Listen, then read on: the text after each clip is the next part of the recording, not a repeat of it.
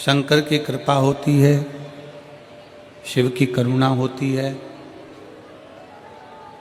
तब कहीं आप और हम भगवान शंकर के शिवालय तक, भगवान शिव की कथा तक पहुंच पाते हैं। और अगर मेरठ की क्रांतिकारियों की ये पवित्र धरा पर, बिलकेश्वर महादेव की, ओगढ़नाथ जी की पवित्र भूमि पर आप और हम अगर कथा को श्रवण करने के लिए बैठे हैं, तो ये मान कर चलें कि कहीं ना कहीं भगवान शंकर, ओगढ़नाथ, मेरे शिव आपका हाथ पकड़कर आपको आपकी मंजिल तक भेजना चाहते हैं, इसलिए शिव पुराण तक पहुंचा दिया।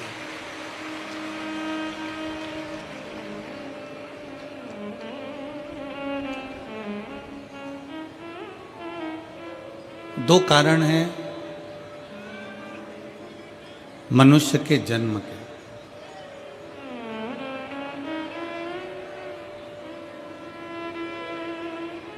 मानव जन्म लेने के दो कारण हैं।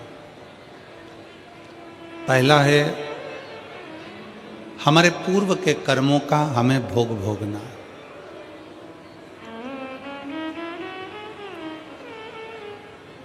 हमारे जो पूर्व के कर्म हैं उनको भोगने के लिए ये मानव का शरीर मिला। और दूसरे नंबर पर है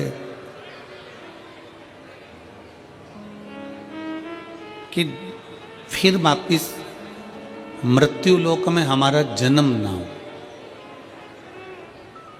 हाँ, अगर आप में से कोई चाहता है, मेरठ का कोई व्यक्ति सोचे कि मेरे को तो वापिस जन्म लेना है, तो बात दूसरी है।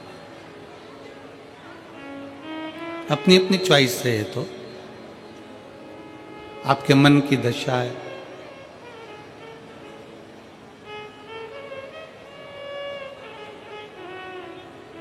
दो कारण से मानव का शरीर मिला। एक अपने कर्म का भोग भोगने के लिए, और दूसरा फिर पुनः वापिस ये मनुष्य का शरीर ना मिले, हम हमारे शंकर के हो जाएं और शंकर हमारा हो जाए और ये शरीर उसमें समा जाए।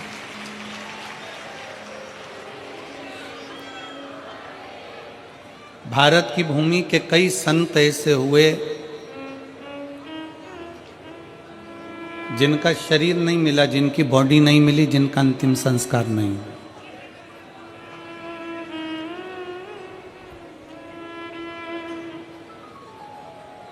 भारत की भूमि के कई संत ऐसे हुए जिनका शरीर नहीं मिला, जिनका अंतिम संस्कार नहीं हुआ, जिनकी बॉडी नहीं मिली। पहले नंबर पर है रामकृष्ण परमहंस जी, जो मां जगत जननी जगदम्बा अम्बा में सशरीर समा गए। दूसरे नंबर पर है चैतन्य महाप्रभु जी, जो जगन्नाथ जी में सशरीर समा गए।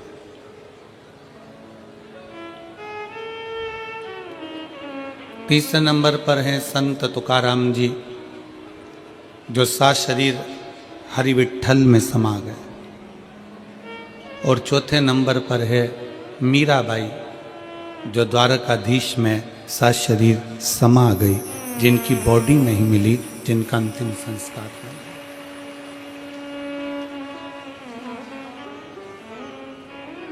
जिनकी बॉडी नहीं मिली है, जिनका अंतिम संस्कार नहीं हुआ।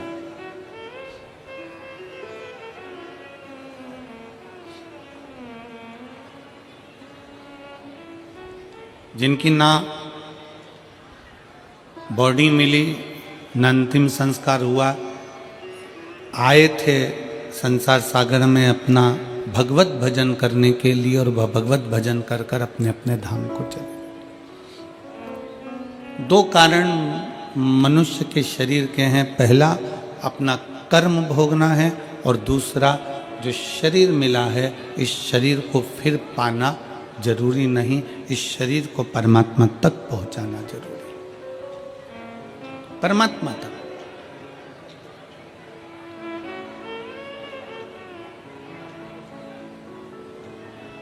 आज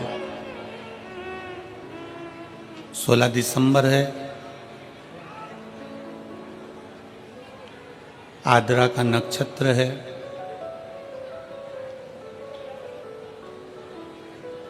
हजारों शिवरात्रियों के बराबर आज का दिन होता है, जिस दिन भगवान शंकर के एक अग्नि खंभ में ज्योति प्रकट होती है और वो ज्योति सभी 12 ज्योतिर्लिंग में और सभी शिवालयों में विराजमान हो जाती है। मेरठ के इस पवित्र प्रांगण में विराजमान सभी शिव भक्तों को हम बहुत बहुत बधाई देते हैं भगवान शंकर के प्रागट्य की, शिव के प्रागट्य, और संपूर्ण देशवासियों को, संपूर्ण विश्व में विराजमान शंकर के भक्तों को, शिव भक्तों को बहुत बहुत साधुवाद।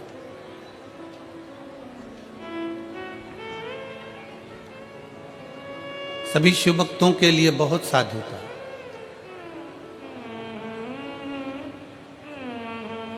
आज ही के दिन की कथा कहती है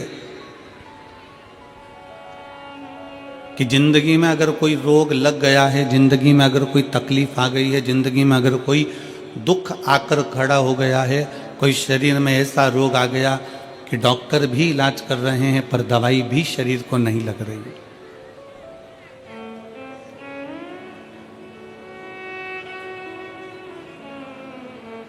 तो आज की कथा कहती है कि पानी को वाणी से अमृत बनाओ। क्या करना है? जम के बोलो जरा। पानी को वाणी से अमृत बनाओ। अब पानी को वाणी से अमृत कैसे बनाओगे?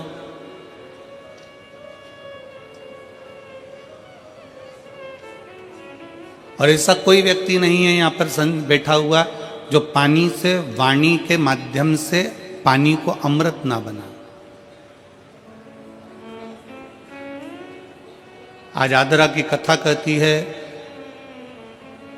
भगवान शंकर का पवित्र चरित्र कहता है, शिव महापुराण का पावन चरित्र कहता है, शिव तत्व कहता है कि अगर रोग बहुत भारी है, तकलीफ बहुत भारी है, शरीर में दवाइयाँ भी अगर असर नहीं कर रही है, तो एक पात्र में जल लिया जाता है और पंचाक्षर मंत्र नमः शिवाय या षडाक्षर मंत्र ओम नमः शिवाय या श्री शिवाय नमस्तुभ्यम जप कर उस पानी की ओर देखते रहते हैं और मंत्र का जाप करते रहते।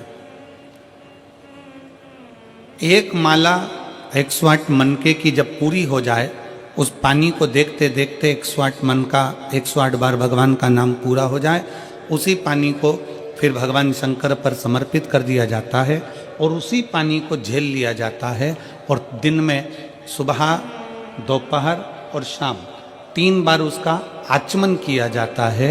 शरीर में दवाई लगना प्रारंभ हो जाती है और रोग का निवारण हो जाता है। इसको कहते हैं पानी को वाणी से अमृत बना।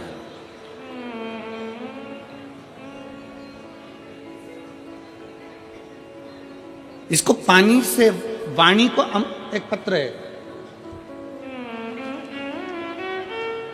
अब देखिए, पानी से वाणी को अमृत बनाने का ये पत्र आपके और हमारे बीच में। मेरा नाम पूनम, पति का नाम संजय कुमार है। मैं रोहता है कि रोहता रोड बाईपास शाहपुर जैनपुर मेरठ की निवासी हूँ। कहीं बैठी हो तो हाथ हिला सकती हैं, अगर कहीं बैठी हो तो हाथ हिला सकती हैं। मेरा नाम पूनम, पति का नाम संजय कुमार है। आप पत्र को एलईडी पर पढ़ सकते हो। मैं रोहता रोड बाईपास शाहपुरा जैनपुर मेरठ की निवासी हूँ।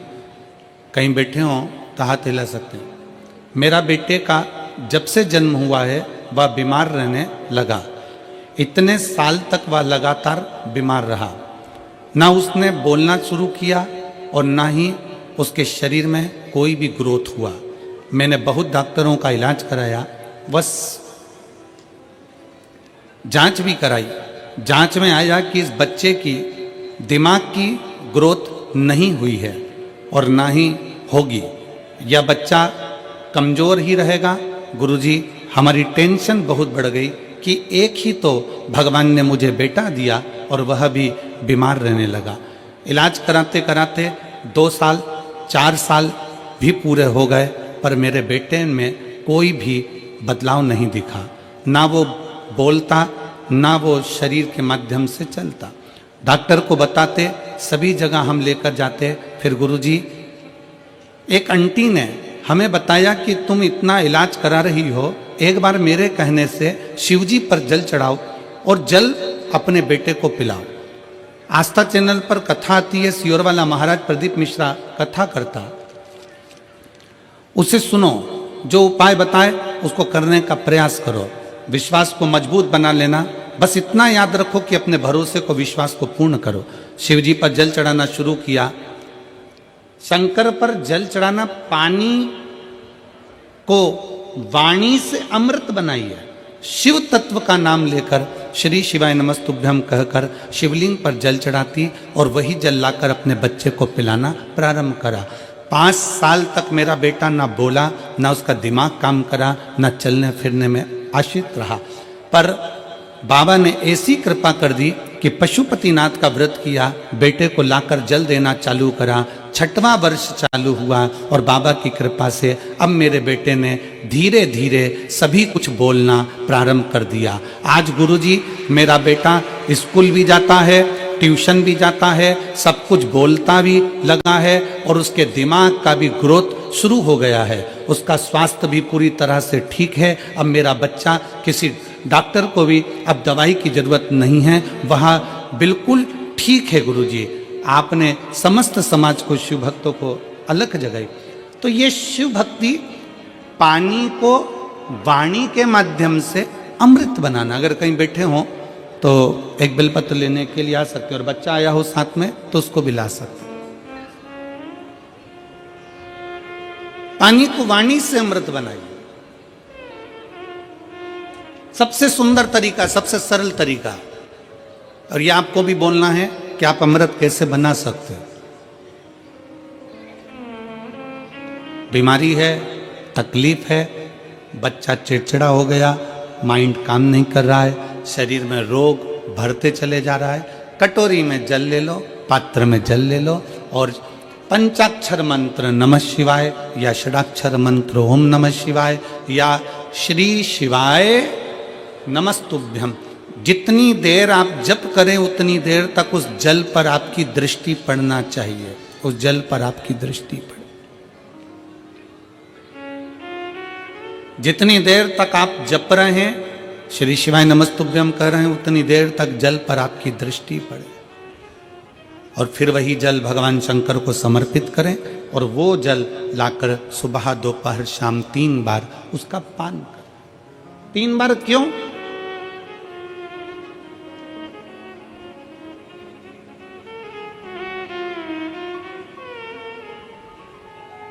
त्रिलोकी का नाथ, त्रिकालदर्शी, कैलाशी, अविनाशी, त्रिपुंडधारी, त्रिबेलपत्रधारी, त्रिनेत्रधारी, त्रिशूलधारी, त्रिपुंडधारी, त्रिलोकी के नाथ के 3 दर्शन मूल हैं। प्रातः का दर्शन जो हमें हमारे जीवन की सतमार्ग बताता है, मंगल मार्ग की ओर लेकर जाता है। दोपहर का दर्शन हमारे जीवन में हमें उलझनों से बाहर निकाल देता है और शाम का दर्शन हमें चैन की नींद सोना सिखा देता है और आनंद में रहना सिखा देता है। वो त्रिपुंडधारी को 3 दर्शन।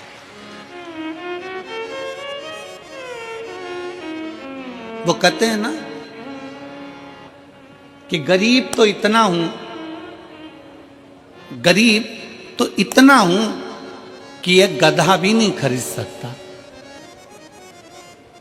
गरीब तो इतना हूं कि एक गधा भी नहीं खरीद सकता और अमीर तो इतना हूं कि रात को शंकर के भरोसे घोड़े बेच कर सोता हूं।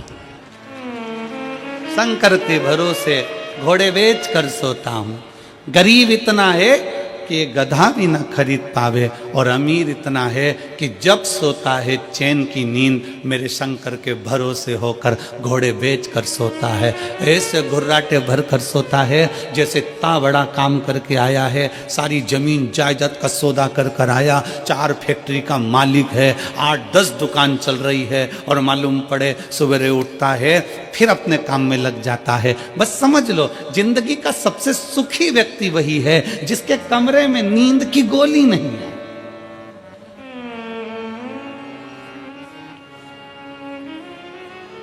सिर के पास में कोई बाम की शीशी नहीं है, विक्स नहीं है, सोने से पहले कोई टेबलेट लेना नहीं पड़ रही है, वो दुनिया का सबसे सुखी व्यक्ति है। प्रथम सुख निरोगी काया, सबसे बड़ा सुख है निरोगी काया। शिव महापुराण की कथा कहती है एक मृत्यु वो होती है जो अटल मृत्यु होती है, जिसमें व्यक्ति मर जाता है, चले जाता है।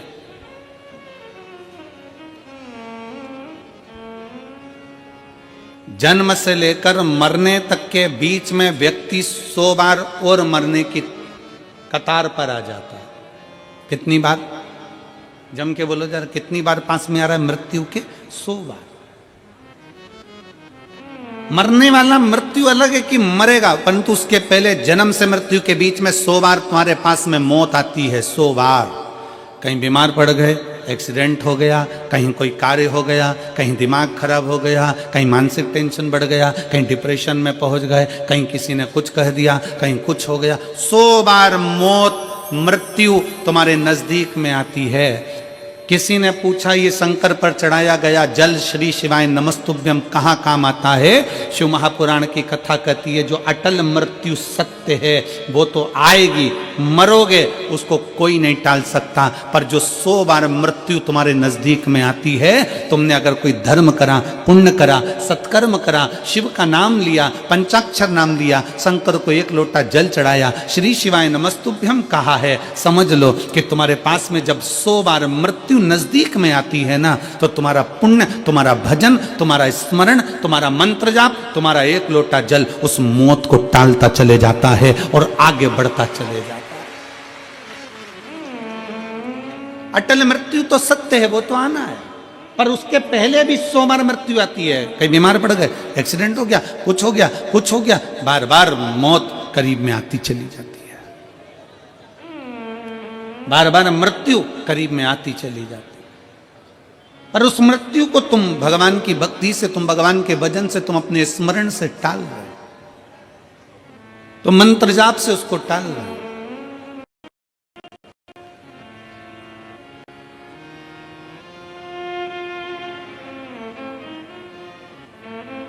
एक ऊर्जा अपने भीतर उत्पन्न करिए, एक बल अपने भीतर उत्पन्न करिए। मेरठ की यह पवित्र भूमि इतनी ऊर्जावान भूमि है कि यहाँ सनातनियों को जगाने का काम भी इस मेरठ की भूमि से क्रांतिकारियों को जगाने का किया गया था। ये मेरठ की वो पवित्र भूमि।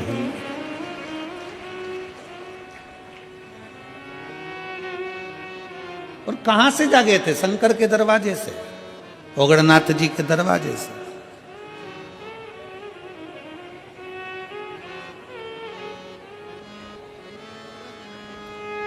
अपने आप को हमें जागृत करना है, अपने आप को हमें जागृत करना है। शिव तत्व कहता है, भगवान शंकर की कथा कहती है कि पानी को वाणी से अमृत बनाओ। और जब पानी को वाणी से, कई माताएं कहती हैं हमारा बच्चा नहीं सुनता, बहुत बहुत हम परेशान हो गए हमारे बच्चे के लिए, वो सुनता ही नहीं गुरुजी, हम कह के परेशान हो गए। कोई कहती है मेरी सास मेरे पक्ष में नहीं बोलती, कोई कहती है मेरी बहू मेरे पक्ष में नहीं रहती, कोई कहता हमारा बेटा नहीं सुनता, कोई कहती है हमारी बहू नहीं सुनती, कोई कहे हमारा भाई नहीं सुनता। और होता है, आज का जमाना बड़ा विचित्र है। एक बहू को समझाओ तो बहू कह देती गुरुजी मैं किसी के बाप की नहीं सुनूंगी। और बूढ़ी बूढ़ी माताओं को समझाओ तो माताएं कह देती है ये कल की आई मैं इसकी सुनूंगी। पिताजी को समझाओ तो वो कह देता है हमारी औलाद की सुन के चलेंगे, जाओ उधर। सास ससुर को समझाओ तो वो कह देते हैं मेरे को तो मेरा पति नहीं समझा पाया तो इसकी सुनूंगी।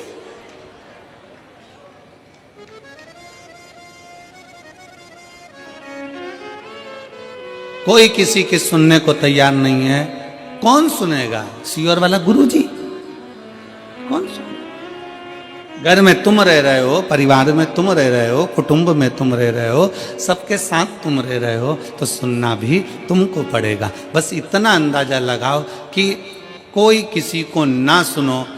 पानी को वाणी से अमृत बनाओ, अमृत बनाकर शंकर को चढ़ाकर वही जल लाकर मटके में हंडे में डाल दो, सब पिएंगे। अपने आप उनके भी भीतर निर्मलता का भाव जागृत हो जाएगा, शिव तत्व आ जाएगा।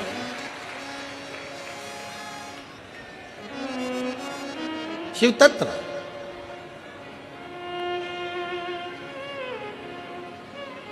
सीवर का रुद्राक्ष है आप लोगों के पास में? कौन कौन लेकर आए हो? जरा हाथ उठाओ तो जरा। सबके पास में रखो रखो रखो। कुबेरेश्वर धाम का रुद्राक्ष क्या करता है? उसका एक ही काम है, पानी को अमृत बनाने का प्रयास करता है। काशी में रिसर्च चला कि ऐसा रुद्राक्ष में क्या है जिसको तांबे के कलश में गलाया गया और शंकर जी पे चढ़ाया गया और उस पानी को पिया तो उससे बल उत्पन्न हो गया, बीपी, शुगर, थायराइड जैसी बीमारियां ठीक होने लगी। क्या है ऐसा?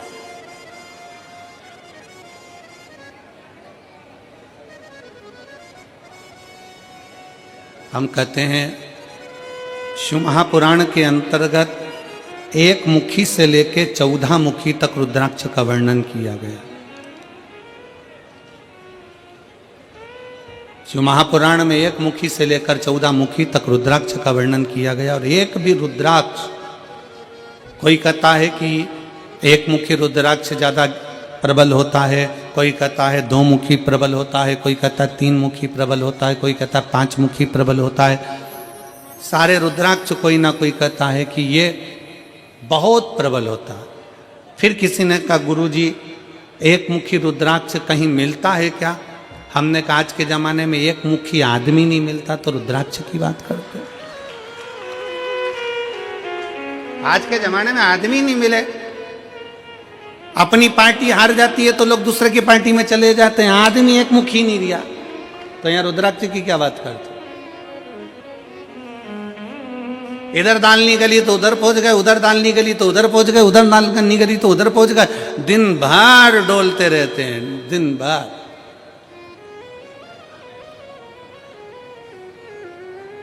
फिर किसी ने पूछा गुरुजी रुद्राक्ष कौन सा असर करेगा? कौन सा रुद्राक्ष असर करेगा? हम कौन सा रुद्राक्ष पहने जो हमारे शरीर पर असर करे? कौन सा रुद्राक्ष हमें पहनना चाहिए कि हमारे शरीर पर असर करे? हम निवेदन करेंगे रुद्राक्ष पहनो मत पहनो, पर मीठी वाणी का रुद्राक्ष अपनी जिह्वा पर रख लो, वो इतना असर करेगा कि सबको अपना बना ले, सबको अपना। वाणी ऐसी बोलिए जो मन का, जम के बोलो जरा, वाणी ऐसी बोलिए जो मन का आपा खोए। पर आज के जमाने में वाणी ऐसी बोलिए जो जम के झगड़ा होए, पर उससे मत बोलिए जो तुमसे तगड़ा होए। आज के जमाने में सबसे मूल है आपकी वाणी। वाणी की श्रेष्ठता हो तो समझ लो कि पूरी दुनिया तुम्हारी है, और वाणी की श्रेष्ठता नहीं तो दुनिया तुम्हारी अपने भी है। एक सास के पास में अंगूठी भी है, एक सास के पास में चेन भी है, एक सास के पास में जेवर भी है, एक सास के पास में दुनिया की प्रॉपर्टी भी है, एक ससुर जी के पास में सब कुछ है। सास ससुर के पास में प्रॉपर्टी है, जमीन है, बंगला है, गाड़ी है, पैसा है, धेला है, सब कुछ है। और मान लो उसकी वाणी अच्छी नहीं हो तो घर में 4 बेटे 5 बेटे 3 बहुएं 4 बहुएं 5 बहुएं कोई उसका होगा? जम के बोलो जरा, नहीं। और अगर आपके पास में कुछ भी नहीं है, आपके पास में ना प्रॉपर्टी है, ना गाड़ी है, ना बंगला है, ना जमीन है, ना जायदाद, कुछ भी नहीं, और उसके बाद अगर आपके पास में मीठी वाणी है ना, बस मीठे शब्द है ना, तो पड़ोसी भी आकर तुम्हारी गुलामी कर कर चले जाएगा, पड़ोसी भी आएगा तो तुम्हारी सेवा कर कर चले जाएगा। बुढ़ापे का परम आभूषण है, बुढ़ापे का परम आभूषण है आपकी मीठी वाणी। बुढ़ापे का परम आभूषण है आपके मीठे शब्द।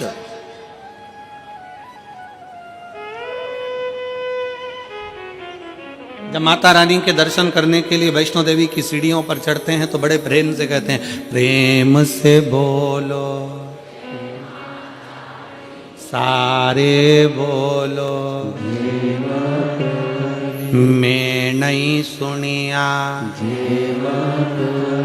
मीठी वाणी, प्रेम से बोलो। हम क्यों कह रहे हैं कि प्रेम से बोलो? माता जी के पास जा रहे हो, अपनी माँ के पास जा रहे हो, माता रानी के पास जा रहे हो, इसलिए का प्रेम से बोलो। अब वैष्णो देवी से मिलने जा रहे हो तो वहां चिल्ला चिल्ला कर रहे प्रेम से बोलो। अब जरा विचार करो, अपनी सास से मिलने जाओ तो प्रेम से बोलो। अंगूठी मिलेगी, चाबी मिलेगी, प्रॉपर्टी मिलेगी, मैं नहीं सुनिया। मैं नहीं सुनिया मतलब सास कहेगी मैं नहीं सुनिया। तुम्हें प्रेम से बोलना है, तुम्हें मीठा बोलना है, तुम्हें अच्छा बोलना है। और जब तुम माता रानी के दर्शन करने जाते हो तो प्रेम से बोलते हो, जगत जननी ज्वाला माँ का दर्शन करने जाते हो तो प्रेम से बोलते हो, मनसा देवी का दर्शन करने जाते हो तो प्रेम से बोलते हो, तारा माँ का दर्शन करने जाते हो तो प्रेम से बोलते हो। बस वही प्रेम जो तुमने माता रानी के चरणों में दिया है, वही प्रेम जो तुम जगत जननी के चरणों में देते हो, वही प्रेम अपने घर के बूढ़े माँ बाप के चरणों में देना है। पूरी प्रॉपर्टी तुम्हारी है, पूरी जायदाद तुम्हारी। प्रेम से बोलो।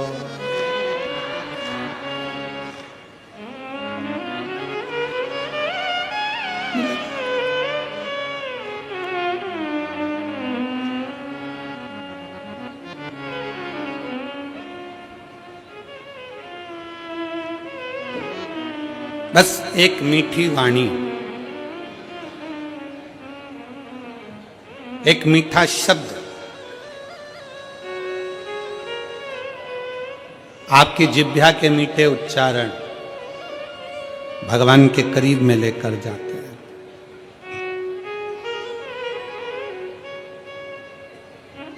पानी को वाणी से अमृत बनाना सीखो। लोग कहते हैं गुरुजी कौन सा रुद्राक्ष? ठीक है, शिव महापुराण में 1 मुखी से लेकर 14 मुखी तक रुद्राक्ष का वर्णन है। स्कंद पुराण के अंतर्गत 1 मुखी से लेकर 21 मुखी तक रुद्राक्ष का वर्णन है। लिंग पुराण में रुद्राक्ष की महत्वता है। ये रुद्राक्ष कौन सा हमारे लिए अच्छा होगा, कौन सा रुद्राक्ष पहनना चाहिए, कौन सा रुद्राक्ष धारण करना चाहिए, शिव महापुराण की कथा कहती है जो भी रुद्राक्ष उत्पन्न हुआ वो भगवान के नेत्र अश्रु से उत्पन्न हुआ।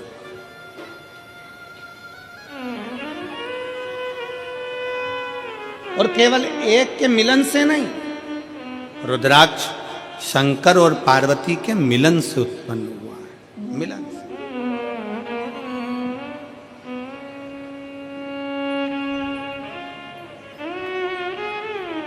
मेरे ओघड़नाथ, मेरे भोलेनाथ, मेरे शंकर, मेरे त्रिकालदर्शी, कैलाशी, अविनाशी। एलईडियां चालू करवाइए पीछे की एलईडी, पीछे की एलईडियां चालू करवाइए। मेरे ओघड़नाथ, मेरे त्रिकालदर्शी, मेरे कैलाशी, मेरे अविनाशी, मेरे शिव। बैठ जाओ, हो रही है, बैठ जाओ, हो रही है। मेरे शंकर, मेरे ओगढ़दानी, मेरे त्रिकालदर्शी, मेरे कैलाशी, मेरे अविनाशी, मेरे शंकर बैठे थे और बड़े आनंद में विराजमान थे। तभी मां जगत जननी भगवान शंकर के पास में आती हैं और उनके नेत्रों को अपने हाथों से बंद कर लेती हैं।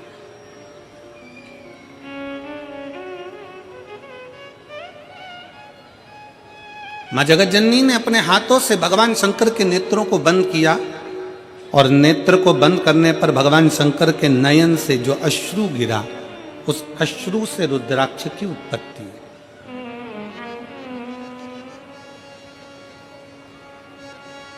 अब यहां पर यह वर्णन नहीं आया कि अश्रु से एक मुखी रुद्राक्ष हुआ, कि अश्रु से दो मुखी रुद्राक्ष हुआ, कि अश्रु से तीन मुखी रुद्राक्ष हुआ, कि चार मुखी हुआ, कि 14 मुखी हुआ, कि 21 मुखी हुआ। माता ने हाथ का स्पर्श किया, नेत्र बंद हुए, अश्रु नीचे गिरा, उससे रुद्राक्ष उत्पन्न हुआ। शंकर भगवान का पुत्र है रुद्राक्ष, शंकर भगवान का स्वरूप है रुद्राक्ष, शंकर भगवान का प्रतिबिंब है रुद्राक्ष। इसलिए शिव महापुराण की कथा कहती है, एक तो पंचाक्षर मंत्र नमः शिवाय, षडाक्षर मंत्र ओम नमः शिवाय, श्री शिवाय नमस्तुभ्यम और रुद्राक्ष, ये वो हैं जिनका एक स्पर्श मात्र, जिनको नजदीक में रखा जाए तो जीवन का एक सुख अपने आप उसके करीब में आता चले जाता, मात्र स्पर्श। और देख लिया संसार हमने देख लिया, सब मतलब के यार हमने देख लिया, झूठे नाते झूठे रिश्ते, झूठे नाते झूठे रिश्ते, अरे झूठा है संसार हमने देख लिया, सब मतलब के यार हमने देख लिया। शिव महापुराण की कथा कहती है कि रुद्राक्ष कोई सा भी हो, 1 मुखी हो, 14 मुखी हो, 21 मुखी हो, 15 मुखी हो, 11 मुखी हो, 10 मुखी हो, 5 मुखी हो, 4 मुखी हो, पर इतना याद रखना, कोई सा भी रुद्राक्ष हो, अगर आपके गले में पड़ा हुआ है, अगर वो रुद्राक्ष आपके गले में है, चाहे स्त्री हो, चाहे पुरुष हो, चाहे बेटी हो, चाहे बेटा हो, अगर उसके गले में रुद्राक्ष पड़ा हुआ है तो किसी दुनिया के व्यक्ति की सामर्थ्यता नहीं है कि वो आपको धोखा दे दे और आपसे छल कर कर चले जाए।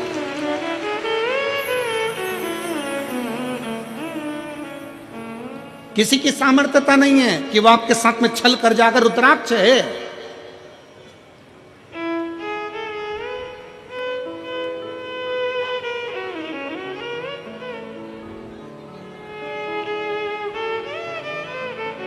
और प्रयास करो,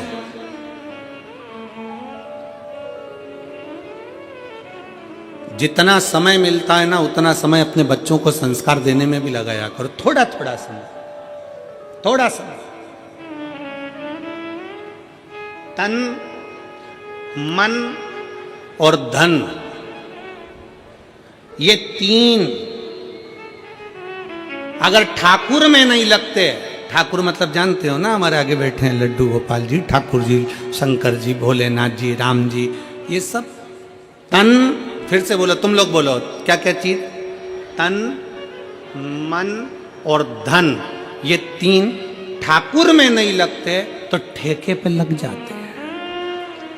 याद रखो क्या क्या चीज, जम के बोलो जरा, तन, मन और धन अगर भगवान में नहीं लगते, ठाकुर में नहीं लगते तो ठेके पे लग जाते हैं। इसलिए अपने तन को भी परमात्मा में लगाओ और मन को भी परमात्मा में लगाओ, और थोड़ा धन हो तो उसको भी परमात्मा में लगाओ, तो गलत जगह पर नहीं जाए, ये गलत जगह पर नहीं पहुंचे।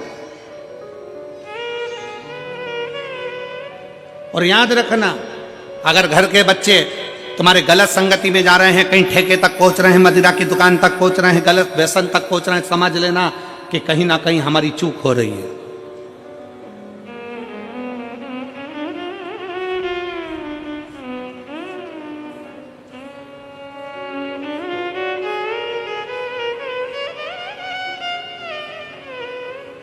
कहीं ना कहीं हमारी चूक हो रही है। जब माता सती भगवान शंकर से विवाह करती हैं, जब माता सती भगवान शिव से विवाह करती हैं, तो भगवान शंकर से विवाह कर कर माता सती बड़े प्रेम से, आनंद से, उत्साह से, आनंद के साथ रहती हैं।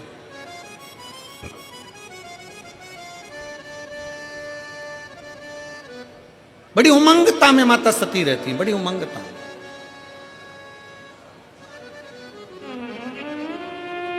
और शिव महापुराण की कथा में देवी भागवत में एक प्रसंग आता है कि देवी भागवत में एक प्रसंग आकर कहा जाता है कि माता सती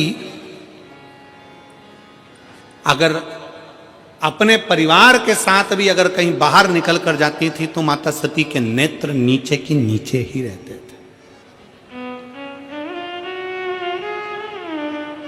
माता सती के नेत्र नीचे रहते थे।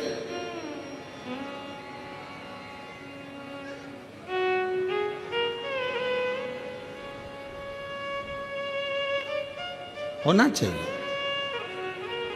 बहन, बेटी और पत्नी के नेत्र अगर झुके रहते हैं, बहन, बेटी और पत्नी के नेत्र अगर झुके हैं तो उसके घर के भाई, बाप और पति का सिर कभी नहीं झुकता है। अगर बहन, बेटी और मां, पत्नी के नेत्र झुके हुए हैं, बाजार में निकल कर जा रहे हो, सभा में जा रहे हो, आपके नेत्र अगर झुके हुए हैं, बहन के नेत्र नीचे हैं, बेटी का नेत्र नीचे है, पत्नी का नेत्र नीचे है, तो उस घर के भाई को, उस घर के पिता को और उस घर के पति को कभी माथा नीचा नहीं करना पड़ता, छाती तान कर चलता है। उसको मालूम है मेरी बहन है, उसको मालूम है मेरी बेटी है, उसको मालूम है मेरा परिवार है। आ जाओ, उसको मालूम है कि ये मेरे अपने हैं।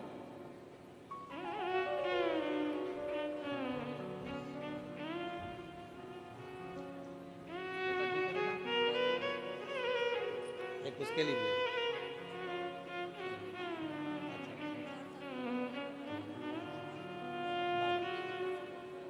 वाणी सब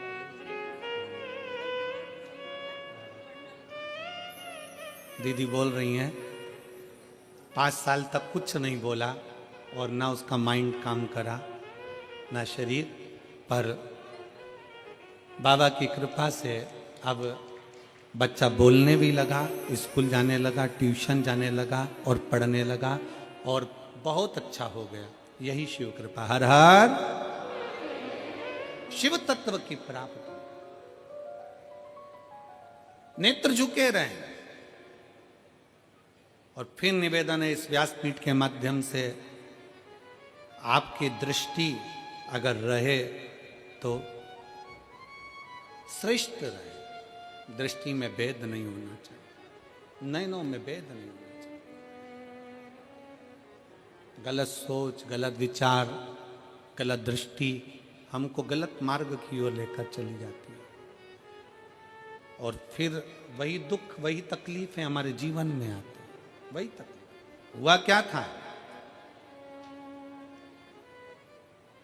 बिंदु और चंचुला की कथा कल अपन ने श्रवण करी और भगवान ईश्वर जी और गौरा जी उनकी कथा के यजमान बने, शंकर पार्वती उनकी कथा के यजमान बने। किसकी गलती थी? बिंदुक ब्राह्मण था, चोरी नहीं करता था। बिंदुक ब्राह्मण था, छल नहीं करता था। बिंदुक ब्राह्मण था, बेईमानी नहीं करता था।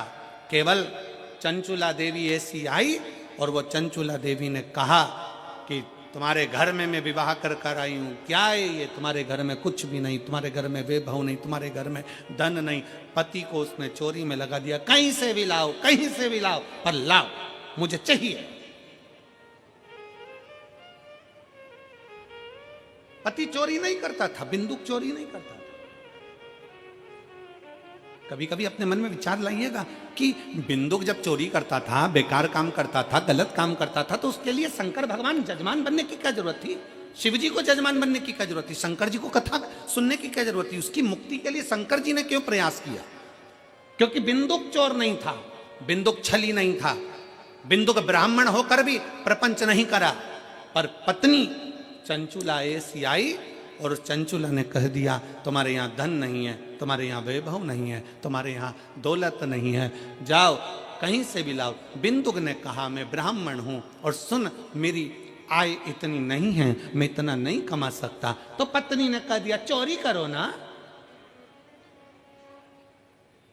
पर दुनिया के लोगों को यह नहीं मालूम, चोरी करने वाला हमेशा चोट्टा की चोट्टा ही रहता है। चोट्टे का कभी प्रमोशन नहीं होता। जिसका धन चले गया, उसकी अगर चेन गई, सामान गया, तो ये तो है कि बाबा उसको कहीं से कम आज नहीं तो कल, महीने 2 महीने में 3 महीने में उसको वापिस बड़ा मंगलसूत्र, वापिस बड़ी चेन भोलेनाथ उसको दिला देगा। पर चोट्टे का प्रमोशन नहीं होगा, चोट्टा चोट्टा ही रहेगा। और तुम खुद देख लो कितने चोट्टे कितना सामान चोरते। और आप लोगों से हम बार बार व्यासपीठ से कहते हैं, बार बार निवेदन करते हैं, जितनी कथा होती है हर कथा में कहते हैं अपनी चेन, कीमती सामान, मंगलसूत्र, अपने मोबाइल, कीमती कीमती सामान, डायमंड, हीरा, सोना, चांदी, सब अपने घर छोड़कर आओ। क्योंकि जो डायमंड से बड़ा डायमंड है मेरा शंकर ओगड़दानी त्रिकालदर्शी कैलाशी, उसकी कथा सुनने के लिए जा रहे। अपना जेवर अपने घर, 2 चीजें अपने घर में रखो कथा में आने से पहले, एक जेवर दूसरा तेवर। तुम कितने बड़े भी कुछ भी हो, अपने घर के हो, यहां तेवर भी मत दिखाओ कथा में आने के बाद। तुम मुझे जानते नहीं हो, फोन लगाता हूं, अब भी आगे बैठने की व्यवस्था करवाता हूं। तो जेवर और तेवर दोनों घर रखिए। शिव महापुराण की कथा में ना जेवर की जरूरत है, और जम के बोल दो जरा, ना तेवर की जरूरत है। तुम्हारी पहचान होगी किसी से भी, हमारी पहचान तो उससे है जो शमशान में रहता है, सीधा, उससे सीधी पहचान है।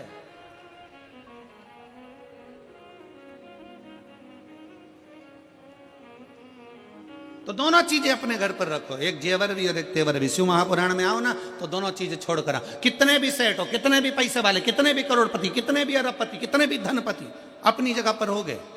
शंकर जी के पास जो भी जाता है ना वो एक जैसा। शमशान में कोई तुम्हारे यहाँ मेरठ में भले ऐसा होता होगा कि मरने वाले को डनलफ के गद्दे पे ले जाते होंगे, हमारे यहाँ नहीं ले जाते। हमारे यहाँ तो वही 4 बांस, 40 कंडे, 4 कंधे, उत्ते में राम नाम, सफेद और लाल कपड़ा ओढ़ा दिया, ले गए। कितना भी सेठ हो, कितना भी करोड़पति हो, कितना भी धनपति हो, कितना भी वैभवपति हो, चाहे दुनिया का कंगाल से कंगाल व्यक्ति हो, पर शंकर भगवान के दरवाजे पर शमशान में जब पहुंचेगा उसकी शान सम होगी, इसलिए उसका नाम शमशान है। वहां सबका लेवल बराबर है, कोई बड़ा नहीं, कोई छोटा नहीं, अपने घर कर हो गए। तो छोड़िए अब अपने घर पर। जितने जितने लोग कथा सुनने के लिए मेरठ में आए, या रायपुर जब कथा रहे, रायपुर में कथा रहेगी 24 तारीख से 30 तारीख तक। रायपुर में पुराना धमतरी रोड, सेज बाहर, रायपुर। कथा का समय रहेगा 2 बजे से 5 बजे तक, रायपुर छत्तीसगढ़ की कथा का। 24 दिसंबर से 30 दिसंबर तक कथा चलेगी, जिसके आयोजक रहेंगे कमल जी देवांगन। तो हम तो उनसे भी कहेंगे जो भी कथा सुनने आए, अपना जेवर अपना तेवर अपने घर छोड़ कर आओ। यहाँ तो बाबा क्यों किया, हम तो बाबा के भरोसे चलते हैं, हम तो बाबा के भरोसे चलते हैं। ये दुनिया वाले जलते हैं, ये दुनिया वाले जलते हैं, भोले बाबा के भरोसे चलते हैं, शंभू बाबा के भरोसे चलते हैं। तो बस शिव महापुराण की कथा कर रही है, भगवान शंकर का चरित्र कर रहा है। कुछ आभूषण, आभूषण है मेरा शंकर। कोई आभूषण नहीं है, आभूषण मेरा शिव है, मेरा शंकर ओघड़दानी त्रिकालदर्शी कैलाशी अविनाशी। नेत्र बंद करे माने, रुद्राक्ष प्रकट हुआ। रुद्राक्ष कोई साधारण नहीं, रुद्राक्ष शिव का एक अंश स्वरूप है, अंश स्वरूप।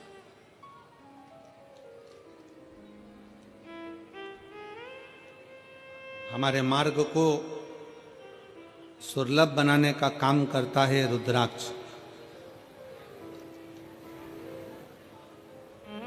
सुलभ बनाने, इसलिए प्रयास करें कि तन मन और धन काय में लगाएं। जम के बोलो जरा, ठाकुर में लगाएं, भगवान में लगाएं, शिव में लगाएं, भक्ति में लगाएं। अगर ये तन भी अगर नहीं लगा तो एक दिन ये भी बेकार हो जाएगा, और मन और धन ये भी अपने अपनी मंजिल तक नहीं पहुंच पाए। इसको श्रेष्ठता की जगह लगा।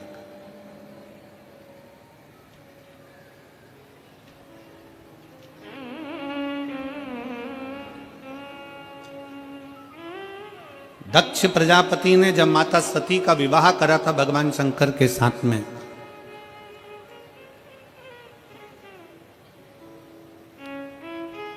दक्ष प्रजापति ने जब माता सती का विवाह भगवान शिव के साथ करा था, तो शास्त्र कहता है कि दहेजा में इतना अंबारियां दी गई, इतना वैभव दिया गया, इतना धन दिया गया, इतनी संपदा दी गई दहेजा में, इतना इतना सामान दिया गया दहेजा में। सती माता देख रही थी कि मेरे पिता ने हीरा पन्ना, दक्ष प्रजापति हैं, दक्षों के राजा हैं, इतना इतना आभूषण, इतना इतना धन, इतना इतना वैभव, इतना इतना पूंजी माता सती की विवाह में दिया गया, इतना वैभव दिया गया।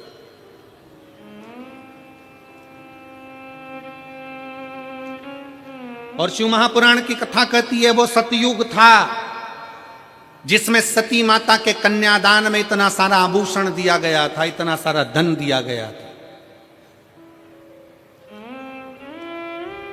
वो त्रेता युग था जिसमें राम जी के विवाह के समय पर माता सीता जी को बहुत सारा दहेजा दिया गया था।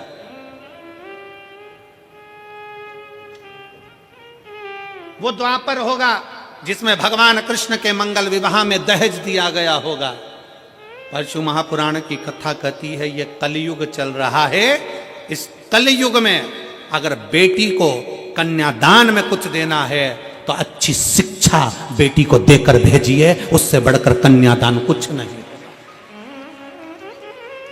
बेटी को अच्छी शिक्षा देकर भेजिए, बेटी को अच्छा विद्वान बनाकर भेजिए, उच्च शिक्षा, अच्छा अध्ययन कराइए, अच्छे कॉलेज में, अच्छे स्कूल में बच्चों को पढ़ाइए। अपनी बेटी को अच्छा पढ़ाकर अच्छी विद्वत्ता देकर भेजिए, क्योंकि बेटी के जीवन में पेट्रोल पंप देखा, गाड़ी देखी, बंगला देखा, और मालूम पड़े कि लड़का कहीं गलत विचारों से जुड़ा हुआ मिल गया तो बेटी को रोना नहीं पड़ेगा। अपनी मेहनत खुद करना जानती है, अपना परिश्रम खुद करना जानती है। इसलिए बेटी को कन्यादान में अगर कुछ देना चाहते हो, बेटी को कन्यादान में कुछ प्रदान करना चाहते हो, वो सतयुग था, वो त्रेता था, वो द्वापर था, पर कलयुग का सबसे बड़ा कन्यादान अगर कुछ है तो एक माँ बाप अपनी बेटी को अच्छा पढ़ाएं, अच्छा विद्याध्ययन कराएं, उसको काबिल बनाएं और उस पद तक पहुंचाएं कि तुम्हारी बेटी जिस दिन तुमसे मिलने के लिए आए तो खुश होकर कहे पापा आज मेरा प्रमोशन हो गया, आज मैंने फिर एक कंपनी में आगे बढ़कर नौकरी करी है, पापा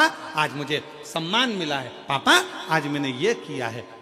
बेटी की प्रतिष्ठा, बेटी का कन्यादान, धन, ये गोदरेज की अलमारी हो, फ्रिज हो, कूलर हो, वॉशिंग मशीन हो, ये लैपटॉप हो, इससे बेटी का कन्यादान नहीं है। बेटी का कन्यादान है उसकी उच्च शिक्षा।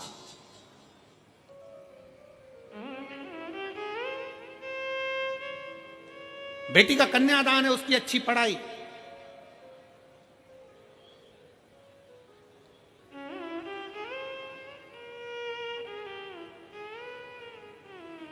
बहुत बड़े बड़े सम्मेलन होते हैं, बहुत बड़े बड़े आयोजन होते हैं जिसमें बहुत सारा सम्मेलन में भी दहेज दिया जाता है। वहाँ इतने लोगों का ब्याह अलमारी दी, ये दी, वो दी, ये दिया, वो दिया। शिव महापुराण की कथा कहती है ये तो सब पुराना डिजाइन है। अगर सबसे अच्छा कन्यादान है तो आप आज के जमाने में सनातन धर्म की बेटियों को सनातनी बनाने का प्रयास कर दो और उच्च शिक्षा का प्रयास कर दो, उससे बढ़कर कोई कन्यादान नहीं, उससे बढ़कर कोई कन्यादान नहीं। और फिर कथा में आई है, माता सती के विवाह में कन्यादान में ढेर सारा आभूषण, रतन, माणिक, मोती, सोना, चांदी, हीरा, पन्ना, अंबर, पीतांबर, गाड़ी, बंगला सब दिया गया। फिर माता पार्वती जी का विवाह हुआ तो कन्यादान में कुछ नहीं दिया गया। क्यों? क्योंकि हिमालय राज की बेटी माता पार्वती भगवान शंकर की भक्ति में लीन थी। हिमालय राज ने देख लिया कि मेरी बेटी ने अच्छी शिक्षा ग्रहण कर ली है, अच्छा विद्याध्ययन ग्रहण कर लिया है, तो मेरी बेटी को अभी दहेज के समान की नहीं, मेरी बेटी तो खुद संस्कारित है। जिस घर में जाएगी वहां बंगला बना देगी, जिस घर में जाएगी वहां आभूषण ले आएगी, जिस घर में जाएगी वहां अंबर पीतांबर हो जाएंगे। और हम वही सोच लेकर बैठे।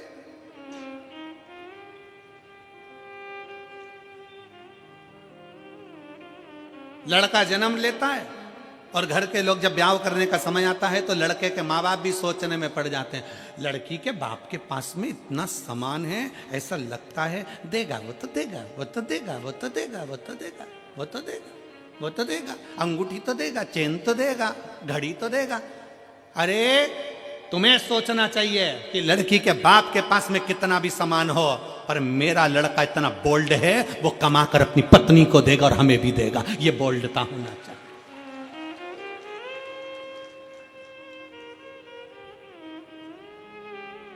पर हम सोच हमारी लेकर बैठे हैं। इस कलिकाल में रहने के बाद भी हमारी सोच हम छोटी सी लेकर बैठे हैं। शंकर भगवान माता पार्वती जी के साथ ब्याह करे, हिमालय राज ने हाथ जोड़कर पूछ लिया, मैं हिमालय राज हूं, हिमालयों का राजा हूं, बताओ शंकर भगवान तुम्हारे कन्यादान में पार्वती जी के क्या क्या दिया जाए। ये सारा महल, सारा नगर, सारी दौलत, सारी संपदा तुम्हारी है भोलेनाथ, क्योंकि तुम मेरे दामाद हो, तुम मेरे जमाई हो। बताओ तुमको क्या दिया जाए कन्यादान में, पार्वती जी के कन्यादान में क्या दिया जाए। शंकर जी जानते थे मेरा ब्याह सती से हुआ था तो कन्यादान में बहुत मिला था, कन्यादान में बहुत मिला था, पर सती के अंदर अहंकार भी बहुत आ गया था, क्योंकि मेरे पिता ने दिया, मेरे बाप ने दिया, ये मेरा है। और वो सती माता जलकर भस्म हो गई तो शंकर भगवान ने कह दिया कन्यादान में कुछ मत देना, बस पार्वती दे दो, उसमें अगर संस्कार होंगे तो ये दौलत लंकापति रावण को सोने की लंका देने वाला भी अपने लिए महल बना सकता है।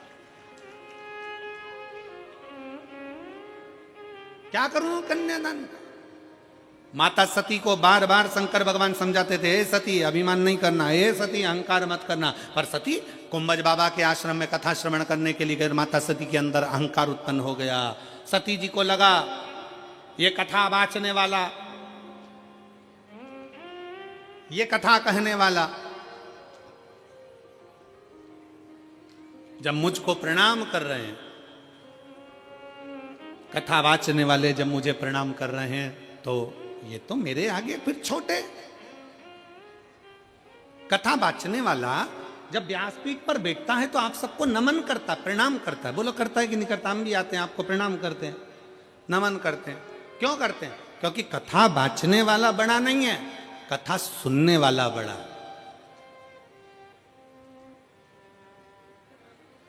कथा वाचने वाला कभी बड़ा नहीं हो सकता, कथा सुनने वाला बड़ा। और वैसे भी सुनने वाले जितने हैं वो सब जमीन पर बैठते हैं। जमीन पर बैठते हैं तो जिनके पास जमीन होती है लोग उनको जमींदार कहते हैं। तो तुम सब जमींदार हो। कथा वाचने वाला तो चार पाए की चौकी पर बैठा है, जमीन पर बैठे तो जमींदार, चौकी पर बैठे तो चौकीदार। अब तुम जमींदार हो, तुम्हारी मर्जी पड़ी तो बैठे, नहीं तो उठ के चल दिए। तुम जमींदार हो, तुम्हारा मन पड़ा तो पानी की बोतल निकाली पी गए। जमींदार हो तुम, तो जमीन पे बैठे हो बड़े आनंद से। जमींदार हो, तुम्हारा मन पड़ा तो चाय कूड़ ली, निपटा लिया। जमींदार हो तुम, तो जेब में से निकाल के मल भी लेते हो। जमींदार हो, थोड़ी देर में भजन आएगा तो फटकी भी लगा लोगे। और जैसे ही महाराज जी बोलेंगे हारा, तुम तो जमींदार। जमींदार तो कुछ भी कर सकता, बेचारा चौकीदार फंसा ना, जो हाथ जोड़ के बैठा, चौकीदार फंसा। उसको तो पूरी 3 घंटे की ड्यूटी देना है, और पूरी 3 घंटे की ड्यूटी देने के बाद फिर हाथ पैर सीधे करना है। तुम्हारा मन, तुम तो मर्जी पड़े तो कथा सुनते सुनते, और मन पड़ जाए तो फिर मोबाइल निकाल के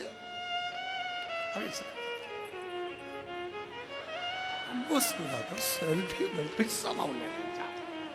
और तो जमींदार हो, जमींदार तो कुछ भी कर सकता, बात तो चौकीदार की अड़ी है, बात चौकीदार की। और आज के जमाने में चौकीदार की बड़ी टेंशन है, पूरा भारत हिला पड़ा चौकीदार के चक्कर में, बड़ी टेंशन चौकीदार। और महाराज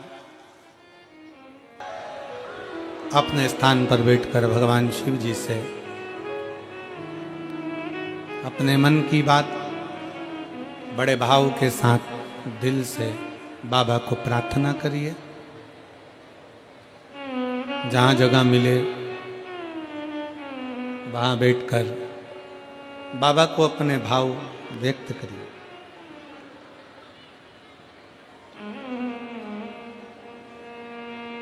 शिव महापुराण की कथा का सबसे बड़ा सार तत्व है शंकर जी से अपने दिल की बात करो।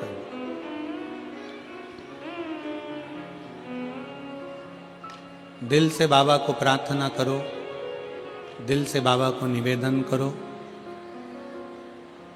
आज बाबा का प्रागट्य महोत्सव भी है।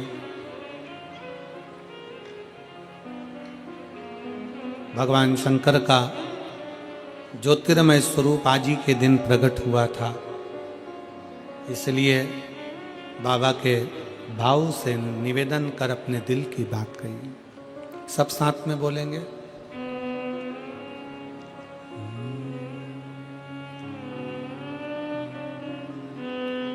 श्री शिवाय नमस्तुभ्यं। श्री शिवाय नमस्तुभ्यं।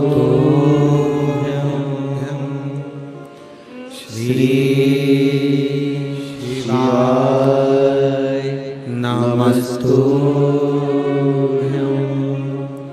श्री शिवाय नमस्तुभ्यं। श्री शिवाय नमस्तुभ्यं। भोला सब दुख काटो मारा, भोला सब दुख काटो मारा। शिव शंकर जपूं तेरी माला, भोले बाबा जपूं तेरी माला। भोला सब दुख काटो मारा, ओ भोला सब दुख काटो मारा। वेश है मंगल मंगलकारी, वेश है मंगल मंगलकारी। शमशान वासी हमारा, शमशान वासी हमारा। ओ भोला सब दुख काटो मारा, ओ भोला सब दुख काटो मारा।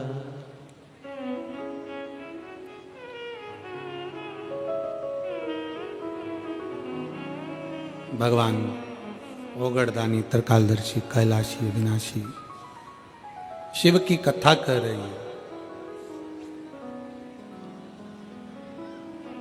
सती माता के विवाह में बहुत सारा दहेजा दिया गया, पर पार्वती माता के दहेजा नहीं। अच्छा संस्कार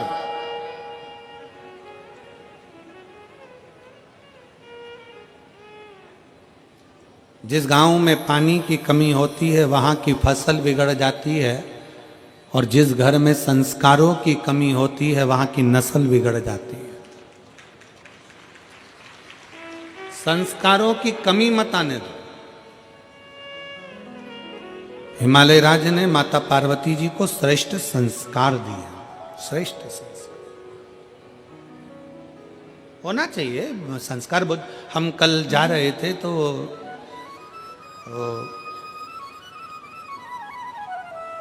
संदीप गोयल जी के बेटे शिवम हमारे साथ में थे।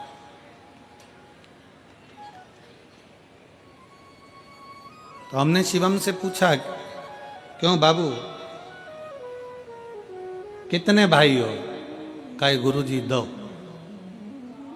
एक कारण एक शिवम। हमने कहा ठीक। फिर गाड़ी चलाते चलाते हमने पूछा, दोनों की शादी हो गई? कहा हो। ठीक।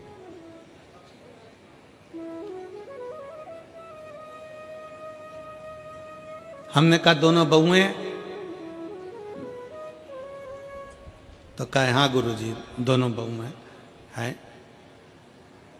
हमने कहा पढ़ी लिखी हैं सब? कहा हाँ गुरुजी पढ़ी लिखी है। हमने कहा फिर तुम अगर कोई कर्म कर रहे हो, तुम कोई कार्य कर रहे हो, या तुम्हारा कोई वो स्कूल है, आदिक है, तो हमने कहा उन बहुओं को भी थोड़ा बहुत काम सौंपो, जिससे वो भी स्कूल जाएं। उनकी जो एजुकेशन उनके माँ बाप ने दी है, वो एजुकेशन का सही उपयोग वो कर सके और उसको आगे बढ़ा सके। अपने ज्ञान को दूसरे को दिया जाए। धन चोरी हो सकता है, संपदा चोरी हो सकती है, वैभव चोरी हो सकता है, सत्ता वापिस चोरी होकर बदल भी सकती है, पर आपके भीतर की विद्वत्ता, जो माँ बाप ज्ञान देते हैं, जो संस्कार देते हैं, जो विद्या अध्ययन आपने करा होता है, वो अपना ज्ञान अपन दूसरे को देकर हो सकता है कि उसको अच्छे लक्ष्य तक पहुंचा सके। और वही माता पार्वती जी का चरित्र कर है।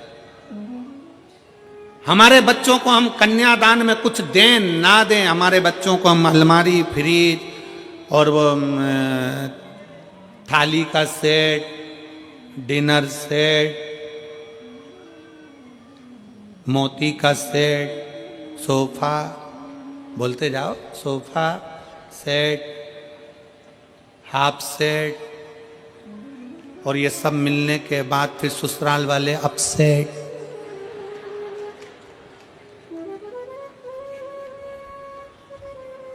ये सेट देने से अच्छा है अपने बच्चों की विद्या पर ध्यान दिया जाए, शिक्षा पर ध्यान दिया जाए। शिक्षा पर बहुत जरूरी है। मेरे शंकर भगवान की धर्मपत्नी माता पार्वती, शास्त्र कहता है मां ब्रह्माणी, ब्रह्मा जी की धर्मपत्नी माता सरस्वती स्वयं सामने आकर खड़ी हो जाती थी, और पार्वती मैया सम्मुख में आकर जब शब्दों का उच्चारण करना प्रारंभ करती थी तो माता सरस्वती भी स्थिर होकर देखती थी।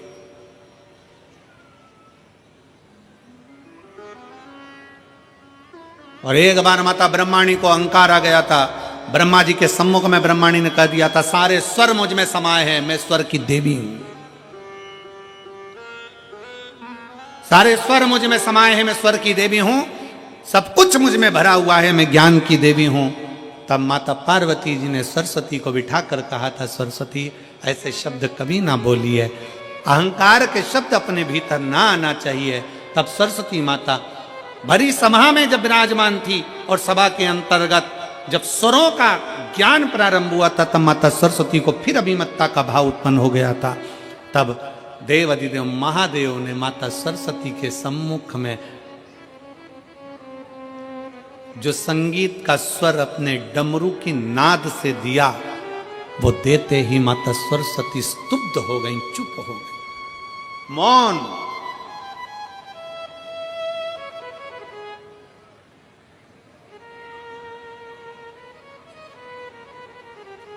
सरस्वती माता मौन हो जाती है, एकदम चुप, स्तुप्त।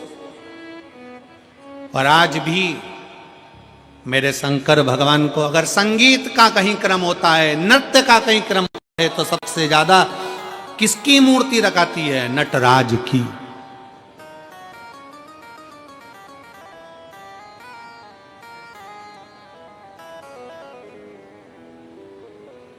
शिक्षा वो आभूषण है, शिक्षा वो हीरा है जो अपने बेटी को, अपने बेटों को जरूर दीजिए, बहुत जरूरी है। और उस शिक्षा का जब आभूषण आपके बच्चों के अंतर्गत आएगा, तो जैसे अभी कथा में कहा था कि तन मन धन तीनों परमात्मा में लगाओ, ठाकुर में लगाओ, शिव में लगाओ, नहीं तो ये ठेके में चला जाएगा। इसलिए संस्कार अगर अच्छे हैं, शिक्षा अगर अच्छी है, विद्वत्ता अगर अच्छी है, तो निश्चित है हमारे घर के बच्चे कभी भी गलत जगह पर नहीं जाएंगे और वो सत्मार्ग की ओर बढ़ते चले जाएंगे। शिक्षा सीखो उनसे। पार्वती मैया को कहा हिमालय राज बोले क्या दें हम आपको, क्या प्रदान करें हम आपको, आप ले लीजिए, इतना धन वैभव संपदा सब है, ये पूरा महल भरा पड़ा है, हिमालय राज का पूरा नगर बड़ा पड़ा हुआ है, ढेर सारा सामान बड़ा पड़ा हुआ है, ले जाओ इसको। शंकर भगवान बोले नहीं, मुझे ये नहीं चाहिए, मुझे केवल पार्वती चाहिए। क्यों? क्योंकि शंकर जी जानते थे कि पार्वती जी ने व्रत तप साधना करी है, वो मुझे पाने के लिए करी है, और व्रत तप साधना जब मुझे पाने के लिए करी है तो पार्वती मेरे लिए आ रही है, मैं उसके लिए। आज के जमाने में तो शादी में कितना कितना दूल्हा दुल्हन के लिए रात भर, अभी शादियों का सीजन चल रहा है, रात को 9-9 बजे से माताएं ढोलक ले लेके बैठती हैं, लड़के के शादी में खूब गाती हैं बन्ना जी बन्ना जी बन्ना जी। बोलो गाती कि नहीं गाती? अरे बोलो तो जम के गाती ना। और लड़की के यहाँ गाते हैं बनी जी बनी जी बनी जी। बना बनी का मतलब है कि दोनों में बन के रहे, और दोनों में नी बनी तो काय का बना और काय की बनी, उसका मतलब ही क्या हुआ? और तुम ढोलक पीट पीट के गा रही बना जी दिल्ली जाना जी, वहां से लहंगा लाना जी, बन्नी फिर पहन के आएगी, फिर यूं इठलाएगी, फिर यूं फरमाएगी कि झुमका गिरा रहे। क्या मतलब? तो मतलब क्या हुआ ये बताओ।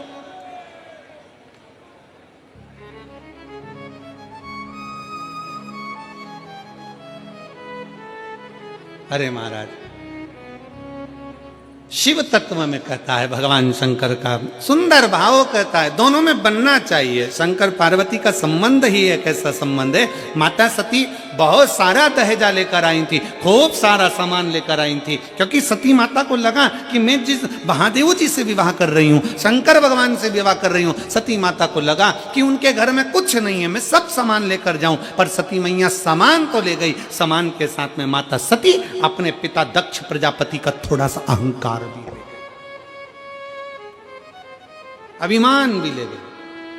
और कभी अभिमान लेकर मत चलो, कभी भी उस अभिमान को छोड़कर चलो। हम यजमान परिवार आशीष जी बंसल जी को इस बात के लिए धन्यवाद देंगे। आशीष बंसल जी जितनी बार सीओर आए, जितनी बार एक दो कथा में भी उनसे मिलना हुआ, तो उन्होंने, हमने जब बातचीत हुई तो उनके शब्दों में हमको एक बात अच्छी लगी कि वो हमेशा एक ही बात करते थे, गुरुजी हम पूछते मेरठ में व्यवस्था, तो कहे गुरुजी सब भोलेनाथ बैठा है सब करेगा, शंकर जी बैठा है सब करेगा। और हमारी जो समिति है केदारेश्वर समिति, गुरुजी बहुत बोल्ड है। उन्होंने ये नहीं कहा कि हम बोल्ड है, उन्होंने ये नहीं कहा कि हम जजमान कर लें या ये कर लें, उन्होंने कहा गुरुजी हमारी केदारेश्वर समिति बहुत बोल्ड है, वो सब कर सकती है, आप चिंता ना करें। शंकर का नाम ही उनकी समिति का है, आप चिंता ना करें, सब होगा। इसको कहते हैं समर्पण, अभिमत्ता को त्याग कर शिव तत्व की प्राप्ति, अहंकार को पटक कर शंकर की प्राप्ति। सती मैया लेकर गई सामान, तो सामान के साथ में ले गई थोड़ा सा अभिमान। इसीलिए फिर निवेदन है, जितने भक्त शिव महापुराण की कथा को आस्था चैनल के माध्यम से सुन रहे हैं, टीवी चैनल के माध्यम से सुन रहे हैं, फेसबुक यूट्यूब के माध्यम से सुन रहे हैं, और इस मेरठ की पवित्र भूमि से सुन रहे हैं, आपसे निवेदन है बहू लाना, तो कार वाली नहीं, बहू लाना तो संस्कार वाली लाना, जो हमारे को लेकर चले। हो सकता है कार के साथ थोड़ा सा अहंकार आ जाए, हो सकता है कार के साथ थोड़ा सा अहंकार आ जाए, पर शिव पुराण कहती है कि संस्कार के साथ कभी अहंकार नहीं आता, संस्कार के साथ संस्कार ही रहता है। उसकी भक्ति का बल बढ़ता है, उसके विश्वास का बल बढ़ता है। एक पत्र है,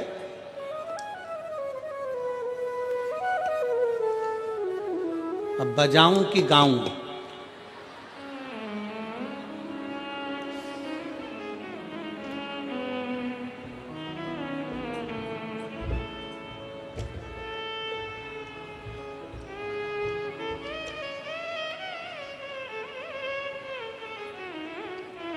मैं बच्चों की दादी, हमारी भी दादी हो, मैं सतीश चौधरी पत्नी मंजू देवी, गांव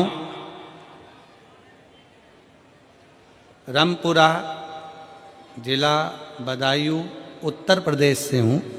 मेरा मोबाइल नंबर ये है। अब डमरू पकड़ा दिया तो नंबर तो हमको याद हो गया। ठीक है, कहीं बैठी हो तो हाथ हिला सकती हैं, और अगर आई हो तो बेलपत्र लेने के लिए आ सकती हैं। मैं सतीश चौधरी पत्नी मंजू देवी, गांव रामपुरा, जिला बदायूं, उत्तर प्रदेश से आई हूँ। मेरा मोबाइल नंबर ये है। मैं बहुत दुखी थी बाबा। मुझे 15 साल का एक लड़का, 16 साल की एक बेटी थी। मेरा बेटा जो 15 साल का था, उसको बीमारी लग गई और ब्लड कैंसर हो गया। ब्लड कैंसर से मृत्यु हो गई। उसके बाद एक बेटी है, पर मन ठीक नहीं रहता, रोती रहती कि मेरा लड़का चले गया। डॉक्टर को दिखाया कि हो सकता है कि मैं फिर वापिस माँ बन जाऊं और मुझे संतान हो जाए। डॉक्टर ने मना कर दिया, पेट में गांठ है तो मैं बच्चा नहीं हो सकता, मां नहीं बन सकती। तब मैंने किसी के कहने पर टीवी पर बाबा की कथा सुनना प्रारंभ करी, और हमें कथा के माध्यम से इतना विश्वास हुआ, मैं रोते रोते मैनपुरी की कथा में पहुंच गई। और मैनपुरी की कथा में जब गई और मैनपुरी के पंडाल में मैंने जाकर कथा सुनी, और बाबा से केवल एक ही प्रार्थना करी कि मेरा गया हुआ बेटा मुझे वापस दे दो। बाबा से प्रार्थना करी, घर आई। डॉक्टर ने तो कह दिया था कि मैं माँ नहीं बन सकती, पर बाबा की कृपा से मेरा गर्भ ठहर गया, और बाबा की करुणा से मेरे घर में एक बेटे ने जन्म ले लिया। मैं बाबा को यहाँ प्रणाम करने के लिए, मैं शिव को नमन करने के लिए, एक विश्वास, एक भरोसा, एक दृढ़ता आपके भीतर है। एक पत्र और है, बड़ा सुंदर पत्र है।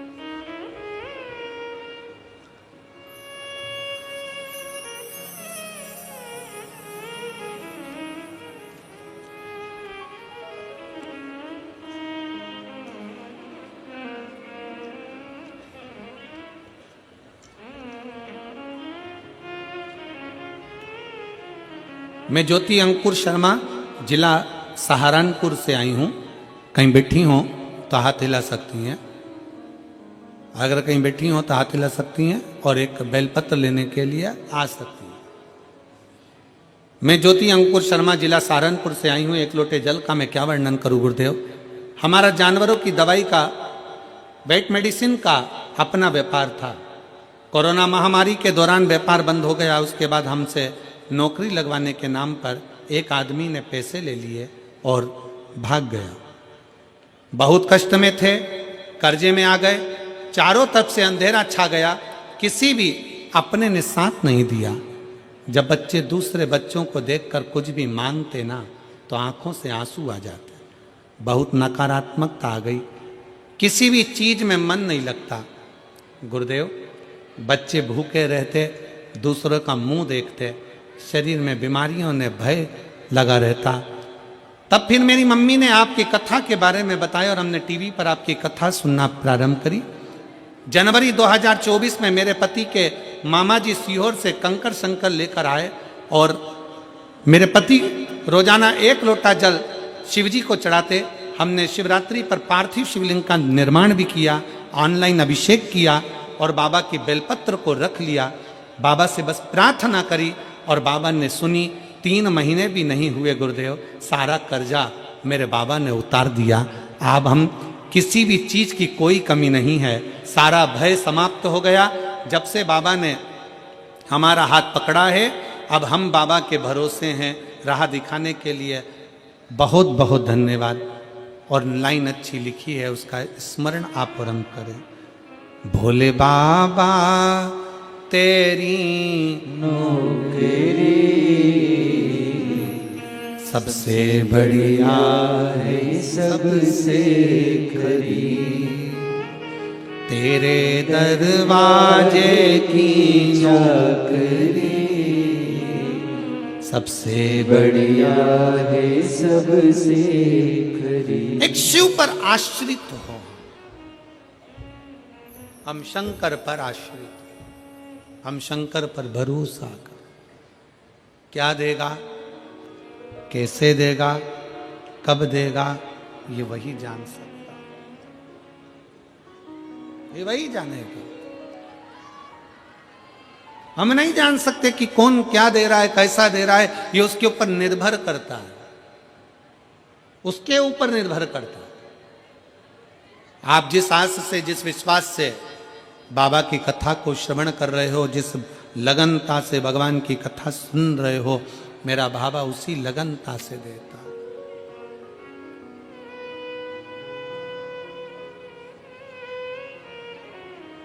जो जैसी भावना लाया वो वैसा ही फल पाया।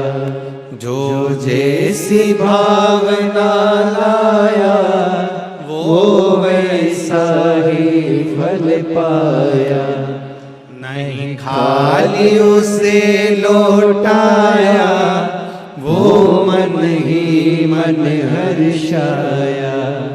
और कर दिया माला माल काशी वाले ने, लुटा दिया भंडार काशी वाले ने।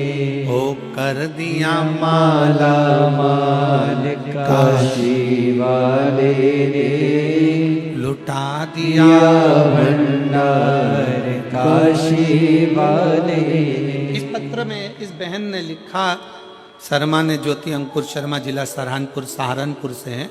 उन्होंने पत्र में एक लाइन लिखी है, गुरुदेव मेरे बच्चे दूसरे को कुछ खाते पीते देखते उनका मुंह उतर जाता। सही वस्त्र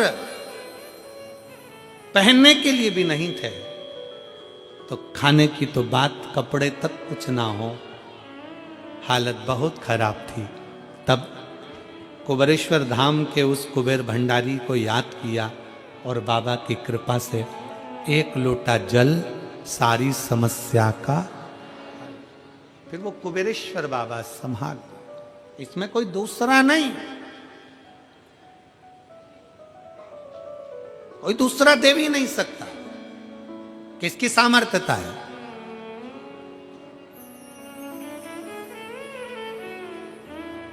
और फिर निवेदन है आप सबसे, शिव महापुराण कथा के माध्यम से एक विनय निवेदन है, किसी को मरने के बाद कंधे पर उठाओ ना उठाओ चलेगा, पर किसी के जीते जी अगर कोई तकलीफ में है तो उसको अपने कंधे का सहारा देकर आगे जरूर बढ़ाओ, जरूर बढ़ाओ।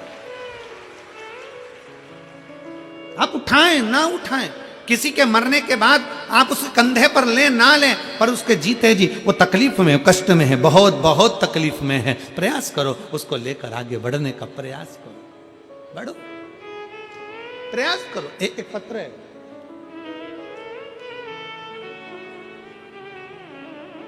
पहले इस लड़के का फोटो देखिए जिसका लीवर, किडनी सब बेकार हो चुका, और शुगर इतना बढ़ गया कि उसका लीवर किडनी सब काम करना बंद कर दिया। बच्चे का फोटो आप लोग एलईडी के माध्यम से देखेंगे जो वेंटिलेटर पर पड़ा। सब कुछ शरीर का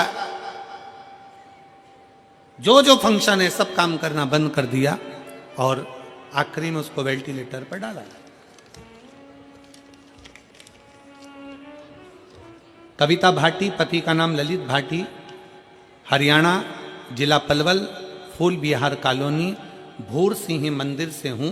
मेरा फोन नंबर, मोबाइल नंबर यह है। एक लोटे जल का मैं क्या वर्णन करूं गुरुजी।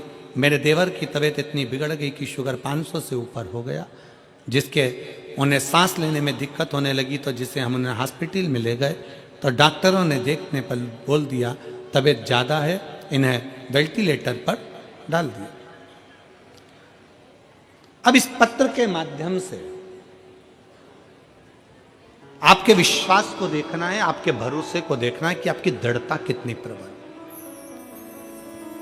गुरुदेव, शरीर पूरा खराब हो गया, किडनी, लीवर सब बेकार हो गया, वेंटिलेटर पर डाला। आखिरी में डॉक्टर ने कह दिया कि शरीर में इतना इन्फेक्शन है कि इनको डायलिसिस चालू करना है, इनको डायलिसिस करना है और डायलिसिस हो तभी हो सकता है कि आराम लगे। डायलिसिस की बात आ गई। तब आखिरी में किसी ने कथा सुन रखी थी और मंदिर में जाकर एक लोटा जल शिव को चढ़ाकर बेलपत्र लाकर उसके पलंग के पास रखा और जल होठों पर लगाया। बाबा की ऐसी कृपा हुई गुरुदेव। डॉक्टर तो शिव का रूप हैं, पर शंकर का चढ़ा जल भी अपना काम करता है। और हमने फिर निवेदन करेंगे, डॉक्टर शिव का एक अंश है।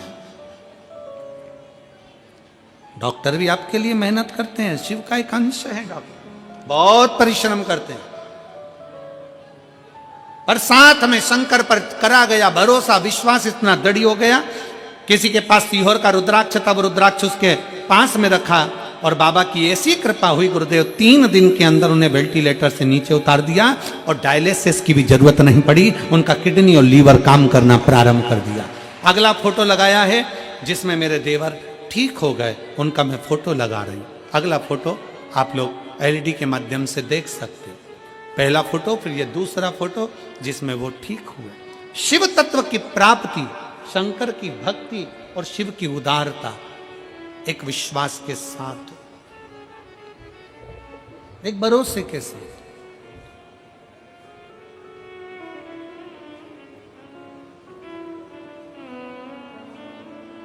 जो जैसी भावना लाया वो वैसा ही फल पाया। मैनपुरी की कथा में वो बहन कथा सुनने बैठती है कि मेरा बेटा मुझे वापस मिले, वो देता है, क्यों ना दे।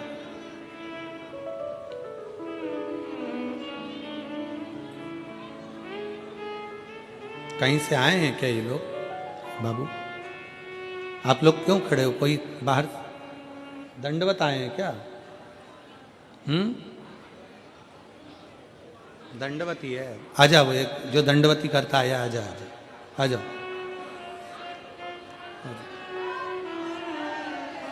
शिव तत्व की प्राप्ति का केंद्र बिंदु है शंकर। शिव महापुराण कथा कहती है, भगवान शंकर का चरित्र कहता है, शिव तत्व कहता है। आपका विश्वास।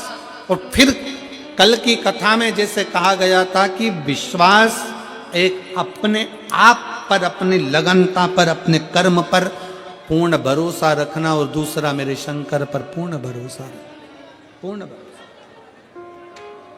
पूर्ण भरोसा शिव पर रखिए। और जब भरोसा प्रबल होगा तो शिव को मिलने में देरी नहीं। सती मैया की कथा कर रही है, माता पार्वती जी का चरित्र कर रहा है कि माता सती सामग्री लेकर गई, पर साथ में अभिमान, अहंकार थोड़ा सा लेकर चली गई, जिसके कारण उनका ध्यान भगवान की कथा में नहीं लग पाया, भगवान की कथा में उनका चित्त नहीं लग पाया। कुंभज बाबा कथा कर रहे थे, सती मैया का चित्त नहीं लग पाया, सती मैया का मन उच्चिष्ट हो गया। सती मैया का मन उच्चिष्ट हो गया, उनका ध्यान कथा में नहीं गया।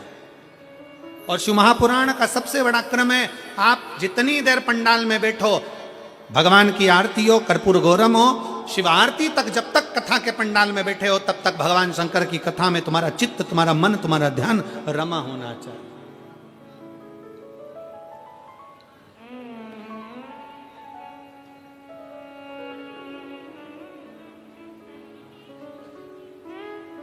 जितनी देर कथा में चित्त लगाओगे, शिव की दृष्टि में तुम खुद स्वयं आओ। कथा कर रही है, समय आया मां सती पहुंच तो गई थी भगवान शंकर के पास में, निवास भी करा था माता सती ने, पर कभी कभी कोई कोई शब्द ऐसे हो जाते हैं जिन शब्दों में अभिमतता नजर आने लगती है, अहंकार।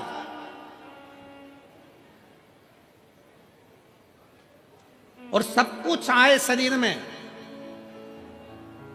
पर कभी अभिमान अपने शरीर में मत आने देना, अपने मन में मत आने देना, अपनी दृष्टि में मत आने देना। अभिमान, अहंकार, अहम अपने भीतर ना आने।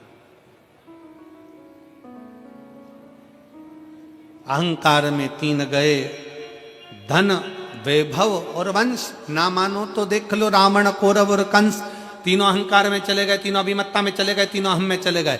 स्वयं लंकाधिपति रावण के सामने भगवान शंकर भी जाकर खड़े हो गए थे और रावण से कह दिया था, रावण तेरे सामने राम युद्ध करने के लिए खड़े होंगे। रावण सुन, अगर तुझे मुझसे कुछ चाहिए, कोई सहयोग चाहिए तो मांग ले। रावण अगर तुझे मुझसे कुछ सहयोग चाहिए तो मांग। रावण कहता है नहीं बाबा नहीं। भोलेनाथ जी से कहता है कि मुझे तुमसे कुछ नहीं चाहिए, क्योंकि मुझ में वो बल है। सोने की लंका में रहता हूं, सोने के महल में रहता हूं, सोने के नगर में रहता हूं, और पूरा मेरा जितना परिवार है ये बहुत प्रबल परिवार है। बहुत सारे मेरे नाती पंती, मेरे भाई बंधु हैं, ढेर सारे असुर राक्षस मेरे साथ जुड़े हुए हैं। मुझे कुछ नहीं चाहिए, मुझे नहीं चाहिए। शंकर भगवान तो बोले थे तुझे कुछ चाहिए तो बोल।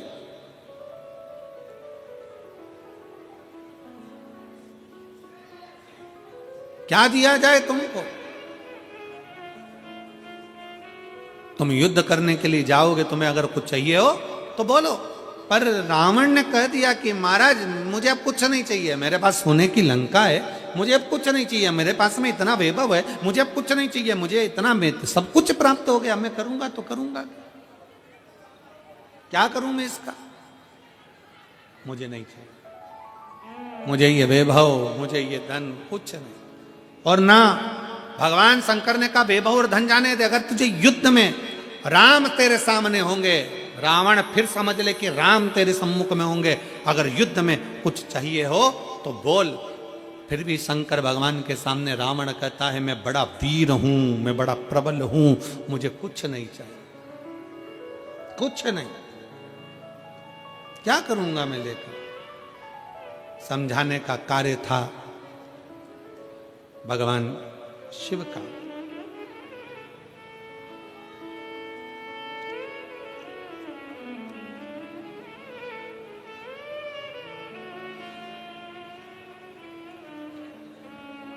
समझाने का काम था भगवान शंकर का। अगर कुछ लगता हो तो ले लीजिए, पर रावण अभिमत्ता में नहीं लिया। आखिरी में भगवान रावण को देने के बाद में फिर भगवान राम जब पार्थिव शिवलिंग का निर्माण कर रहे थे, और पार्थिव शिवलिंग का निर्माण मेरे भगवान राम करते हैं, निर्माण कर कर सम्मुख में प्रकट करते हैं। शंकर भगवान राम जी के सामने भी आकर खड़े हो गए, राम जी के सामने।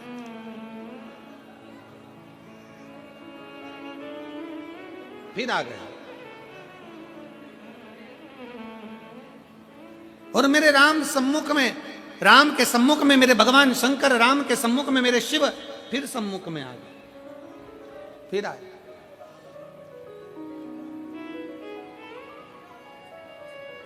मांगो राम तुम्हें क्या चाहिए? राम तुम्हें क्या चाहिए? भगवान राम से भगवान शंकर करे कुछ मांगना हो तो मांग लो। राम जी कहते हैं बस इतना सा वर मुझे चाहिए, इतनी सी कृपा कर दीजिए, इतनी सी दया कर दीजिए, इतनी सी करुणा कर दीजिए।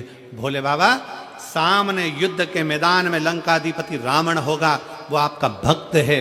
सामने युद्ध के मैदान में, सामने आ जाओ मां,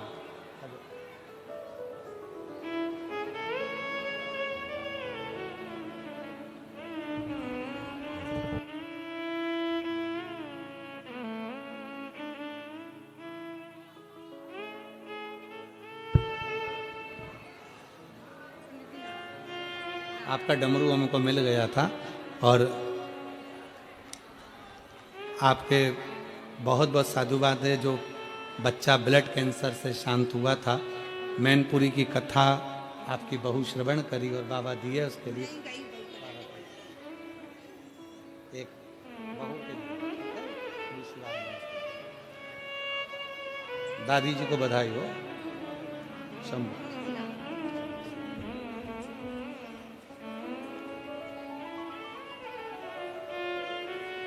शिव तत्व की प्राप्ति भगवान शंकर स्वयं राम जी के सम्मुख में कर रहे हैं। राम जी, मैं गया था लंकाधिपति रावण के पास में, मैं पहुंचा था रावण के नजदीक में और रावण से भी मैंने कहा था कुछ चाहिए हो तो मांग ले। रावण ने कुछ नहीं लहा, कुछ नहीं लिया। राम जी, आपके सम्मुख में भी मैं आया हूं, मांगो, बताओ आपको क्या चाहिए। राम जी कहते हैं प्रभु कुछ भी नहीं, केवल सामने आपका जो शुभ भक्त होगा लंकाधिपति रावण, आपके सम्मुख में, मेरे सम्मुख में, मेरा सामने आपका एक शुभ भक्त होगा और उसके सामने मेरा और उसका युद्ध आपके सम्मुख में होगा। बस इतनी कृपा करना। भगवान राम शंकर भगवान से कहते हैं इतनी दया करना कि जब रावण के प्राण छूटे ना, बस इतनी कृपा करना कि उसको शिव धाम दे देना, इससे ज्यादा कुछ नहीं चाहिए। उसको शिव धाम दे दीजिए, उसे शंकर का धाम दे दीजिए और कुछ नहीं चाहिए। और महाराज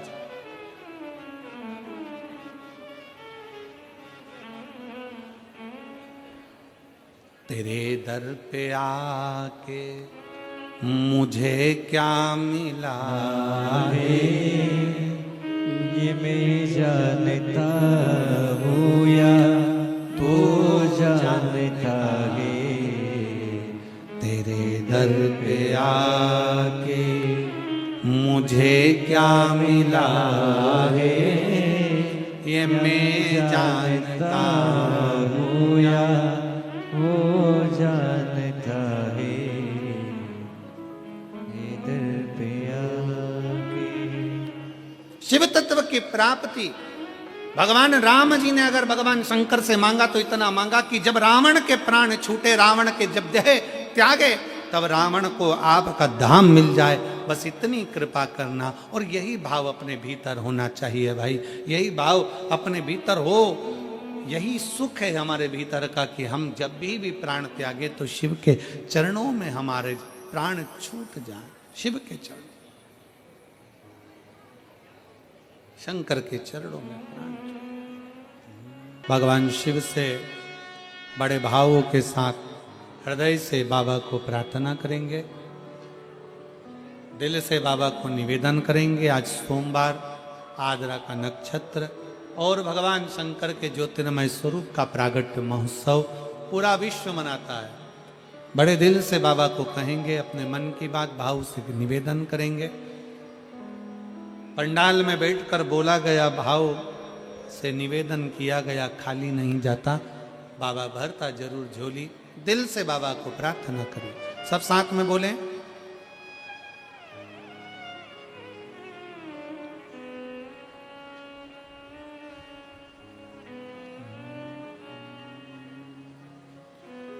श्री शिवाय नमस्तु, श्री शिवाय नमस्तु, श्री शिवाय नमस्तु, श्री शिवाय नमस्तु, श्री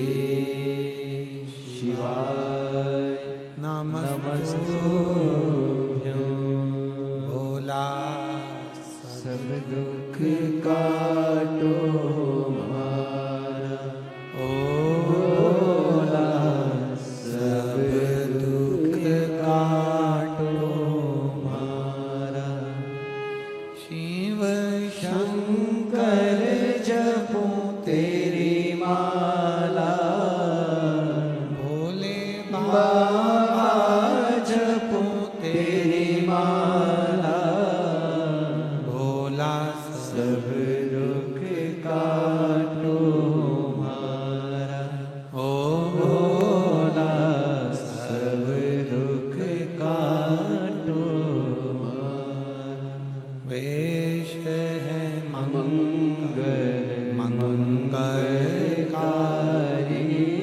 वेश है मंगल मंगलकारी शमशान वासी हमारा शमशान वासी हमारा ओ भोला सब दुख काटो हमारा ओ भोला सब दुख काटो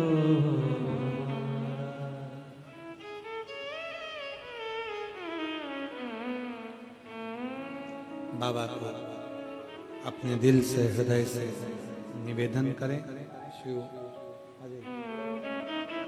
शिव करुणा सागर भगवान शंकर ओघड़ दानी त्रिकालदर्शी कैलाश में विनाशी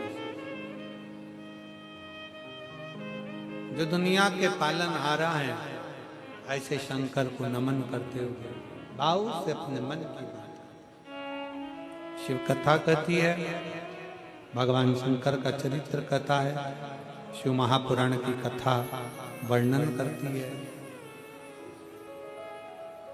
शिव कथा कह रही है, भगवान शंकर का चरित्र कह रहा है, शिव तत्व कह रहा है कि दिल से हृदय से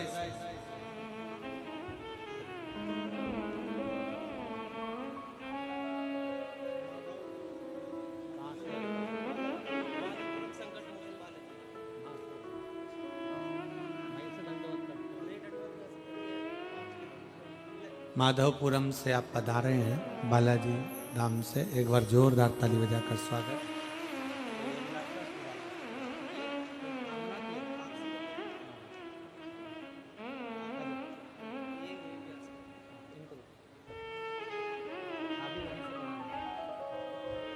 माधवपुर से आएंगे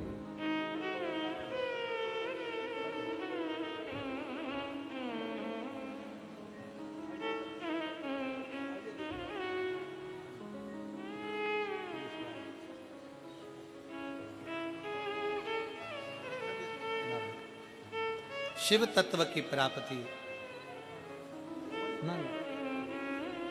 भगवान शंकर की उदारता। कोई कामना थी बाबा पूर्ण करे हो, उस कामना के अंतर्गत दंडवत करते करते पधारे। शिव भक्ति है, भगवान शंकर की उदारता है। शिव महापुराण की कथा कर रही है, भगवान देवादिदेव महादेव का चरित्र कह रहा है, शंकर की अलौकिक आनंदमय कथा कर रही है।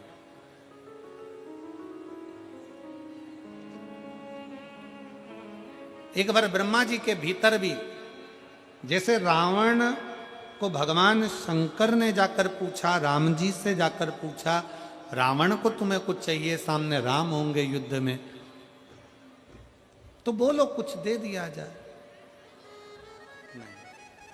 राम जी से कहा कि तुमको कुछ चाहिए, तो राम जी ने केवल इतना ही मांगा कि रावण के जब प्राण छूटे तो शंकर भगवान आपका भक्त आपके धाम पर चले जाए। भगवान शिव उसको स्वीकार करते हैं।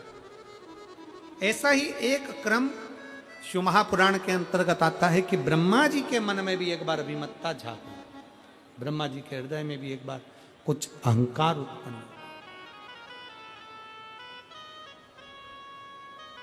और फिर निवेदन है, ये थोड़ा सा जो अहंकार व्यक्ति के जीवन में जो थोड़ा सा अभिमान आ जाता है तो वो पूरे करे धरे पर पानी फेर जाता है। थोड़ा सा अभिमान, थोड़ा सा अहंकार।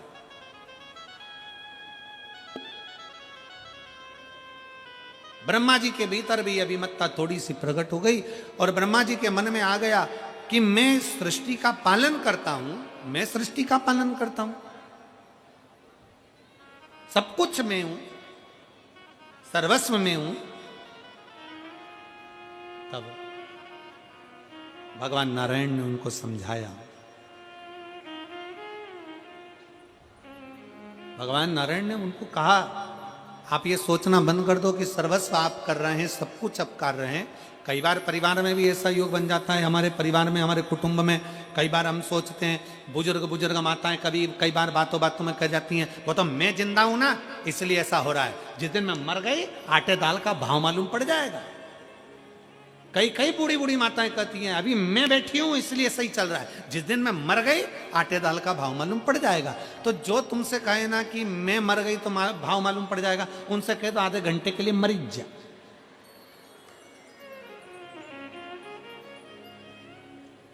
आधे घंटे के लिए जरा थोड़ा जमीन पर सो जाओ, हम भी देखें जरा कि घर सही से चलता कि नहीं चलता। शिव महापुराण की कथा कहती है, कभी अपने मुख से मत कहो कि मैं कर रहा हूं। शिव पुराण की कथा कहती है कि करते हो मेरे बाबा, मेरा नाम हो रहा है, भोले आपकी कृपा से सब काम हो रहा है, भोले आपकी कृपा से सब काम हो रहा है, करते हो मेरे बाबा, मेरा नाम हो रहा है। सब करने वाला बाबा और कराने वाला बाबा, अपन तो केवल एक निमित्त मात्र है, केवल निमित्त।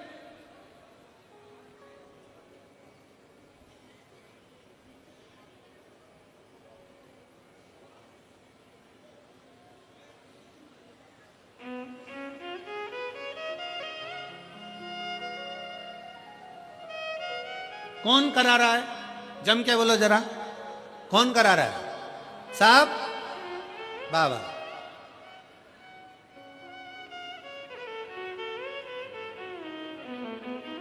और बाबा भी किसी ना किसी को प्रेरणा देता है, बाबा भी किसी ना किसी को पकड़ता है तब करवाता है। तुम देखो, तुम्हारे उत्तर प्रदेश की ही घटना है, संभल एक शंकर जी का मंदिर 42 साल से बंद पड़ा था और भोले बाबा ने, धन्यवाद दूं मैं उत्तर प्रदेश के मुख्यमंत्री जी योगी जी को, जिन्होंने उस मंदिर को खुलवा दिया। शिव मंदिर, शंकर का मंदिर, ओघड़दानी का मंदिर, शंकर भगवान का 42 वर्ष से बंद पड़ा था। कहां छुपा था किसी को नहीं मालूम पड़ता। साधुता है आप। और संभल का वो शिव मंदिर आज फिर खुला, भगवान देवाधिदेव महादेव के ऊपर अब दुनिया के लोग फिर जल चढ़ाना प्रारंभ कर देंगे, शंकर की स्तुति करना प्रारंभ कर देंगे। ये शिव तत्व है, इसको ओगड़दानी की शिव तत्वता। भगवान शंकर किसी ना किसी को निमित्त बनाता है। ब्रह्मा जी से भगवान विष्णु कह रहे हैं, ब्रह्मा जी ये अभिमान मत लाओ कि तुमने करा, शंकर जो करते हैं वो अपने अनुकूल करते हैं। शिव भगवान ओघड़दानी करने वाले। तो भगवान ब्रह्मा जी ने कहा ये शंकर कौन है, शिव कौन, मैं नहीं मानता। तब ब्रह्मा और भगवान विष्णु ने एक पर्वत को घुमाना प्रारंभ करा, और पर्वत को घुमाना प्रारंभ करा तो उस पर्वत में एक अग्नि का खंभ प्रकट हुआ, जो ज्योतिर्लिंग के रूप में, शंकर के स्वरूप के रूप में प्रकट हो गया। बोल विश्वनाथ भगवान की जय। भगवान शंकर का एक स्वरूप, एक लिंग स्वरूप प्रकट हो जाता है। भगवान ब्रह्मा जी उसका शीश देखने के लिए ऊपर जाते हैं, भगवान नारायण उसका चरण ढूंढने के लिए जाते हैं। शिव महापुराण की कथा कहती है, शंकर के शिवलिंग में 33 कोटि देवता विराजमान है। ना उसका चरण देखने के लिए जाओ, ना शीश देखने के लिए जाओ, तुम तो हृदय से शंकर को रिझाने के लिए एक लोटा जल चढ़ाने के लिए जाओ। जब एक लोटा जल चढ़ाने के लिए शंकर के मंदिर तक जाओगे, शंकर तुम्हारे उस लोटे भर जल को खाली नहीं भेजेगा। जल लेने के बाद लोटा खाली नहीं होता, शंकर जी के ऊपर चढ़ाया गया जल का लोटा कभी खाली घर नहीं जाता। शिव महापुराण की कथा कहती है उस लोटे में स्वयं लक्ष्मी समाहित होकर आपके घर तक जाती है। स्वयं लक्ष्मी समाहित होकर आपके घर तक जाती है।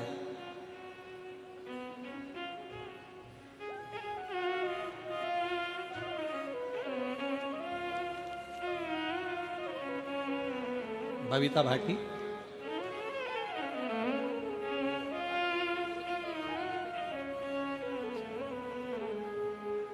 स्वास्थ्य ठीक है?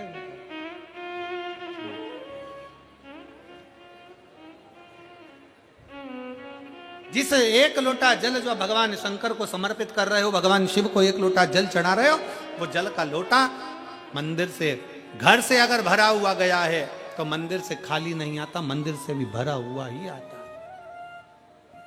मंदिर से भी भरा हुआ। बस तुम्हारा विश्वास, तुम्हारी दृढ़ता। ब्रह्मा जी गए ऊपर शीश देखने के लिए, केतकी के पुष्प को लिया है, गौ माता को लेकर आए, केतकी का फूल भी झूठ बोल दिया, गौ माता भी झूठ बोल दी, भगवान शंकर जी ने श्रापित कर दिया। आखिरी में ब्रह्मा जी झूठ पर झूठ बोले तो उनका शीश कट गया, शीश कटकर दूर गिरा। शंकर भगवान की स्तुति भगवान नारायण ने करी, तब वो शीश ने बट वृक्ष का रूप धारण कर लिया। शंकर जी उस बट वृक्ष के नीचे विराजमान हो गए। शिव जी का नाम बटकेश्वर महादेव पड़ गया। बोल बटकेश्वर महादेव की जय। भगवान शंकर का स्वरूप बटकेश्वर महादेव के रूप में विराजित हो गया। आगे सुंदर वर्णन आता है। भगवान शंकर की स्तुति स्वयं ब्रह्मा जी भी करते हैं कि मुझसे गलती हो गई है, वो गलती को क्षमा कर। गलती, कई लोग कहते हैं भगवान शंकर क्रोध के देवता हैं, भगवान शंकर रुद्र हैं, क्रोधी हैं, गुस्से के देवता हैं। शिव महापुराण की कथा कहती है शंकर भगवान क्रोधी नहीं, रुद्र नहीं, शंकर भगवान कोमलता का भाव रखते हैं, इसलिए उनको भोला भंडारी कहा जाता है। सहजता, निर्मलता, नम्रता मेरे शंकर के अंदर है। किसी देवता को इतने अपशब्द नहीं किए जाते जितने शंकर भगवान को कहे जाते हैं। ये तो गंजेड़ी है, ये तो भंगेड़ी है, ये तो भस्मधारी, त्रिपुंडधारी, नाग, सर्प, माला। लोग अपशब्द पर अपशब्द कहते हैं, पर किसी को यह नहीं मालूम कि ये गंजेड़ी है ना भंगेड़ी है। ये तो ओघड़ दानी है, और ऐसा ओघड़ दानी जो भूलवश भी शंकर के मंदिर के सामने से निकलकर चले जाता है, उसका भी भंडार भोलेनाथ भर देता है। ऐसा ओघड़ दानी है। भगवान ब्रह्मा विष्णु महेश की झांकी का अपन दर्शन कर रहे हैं। भगवान ब्रह्मा विष्णु महेश पधार रहे हैं। एक बार जोरदार ताली बजाकर उनका स्वागत, वंदन, अभिनंदन। और आज कथा का द्वितीय दिवस यहाँ पर विराम ले रहा है। कल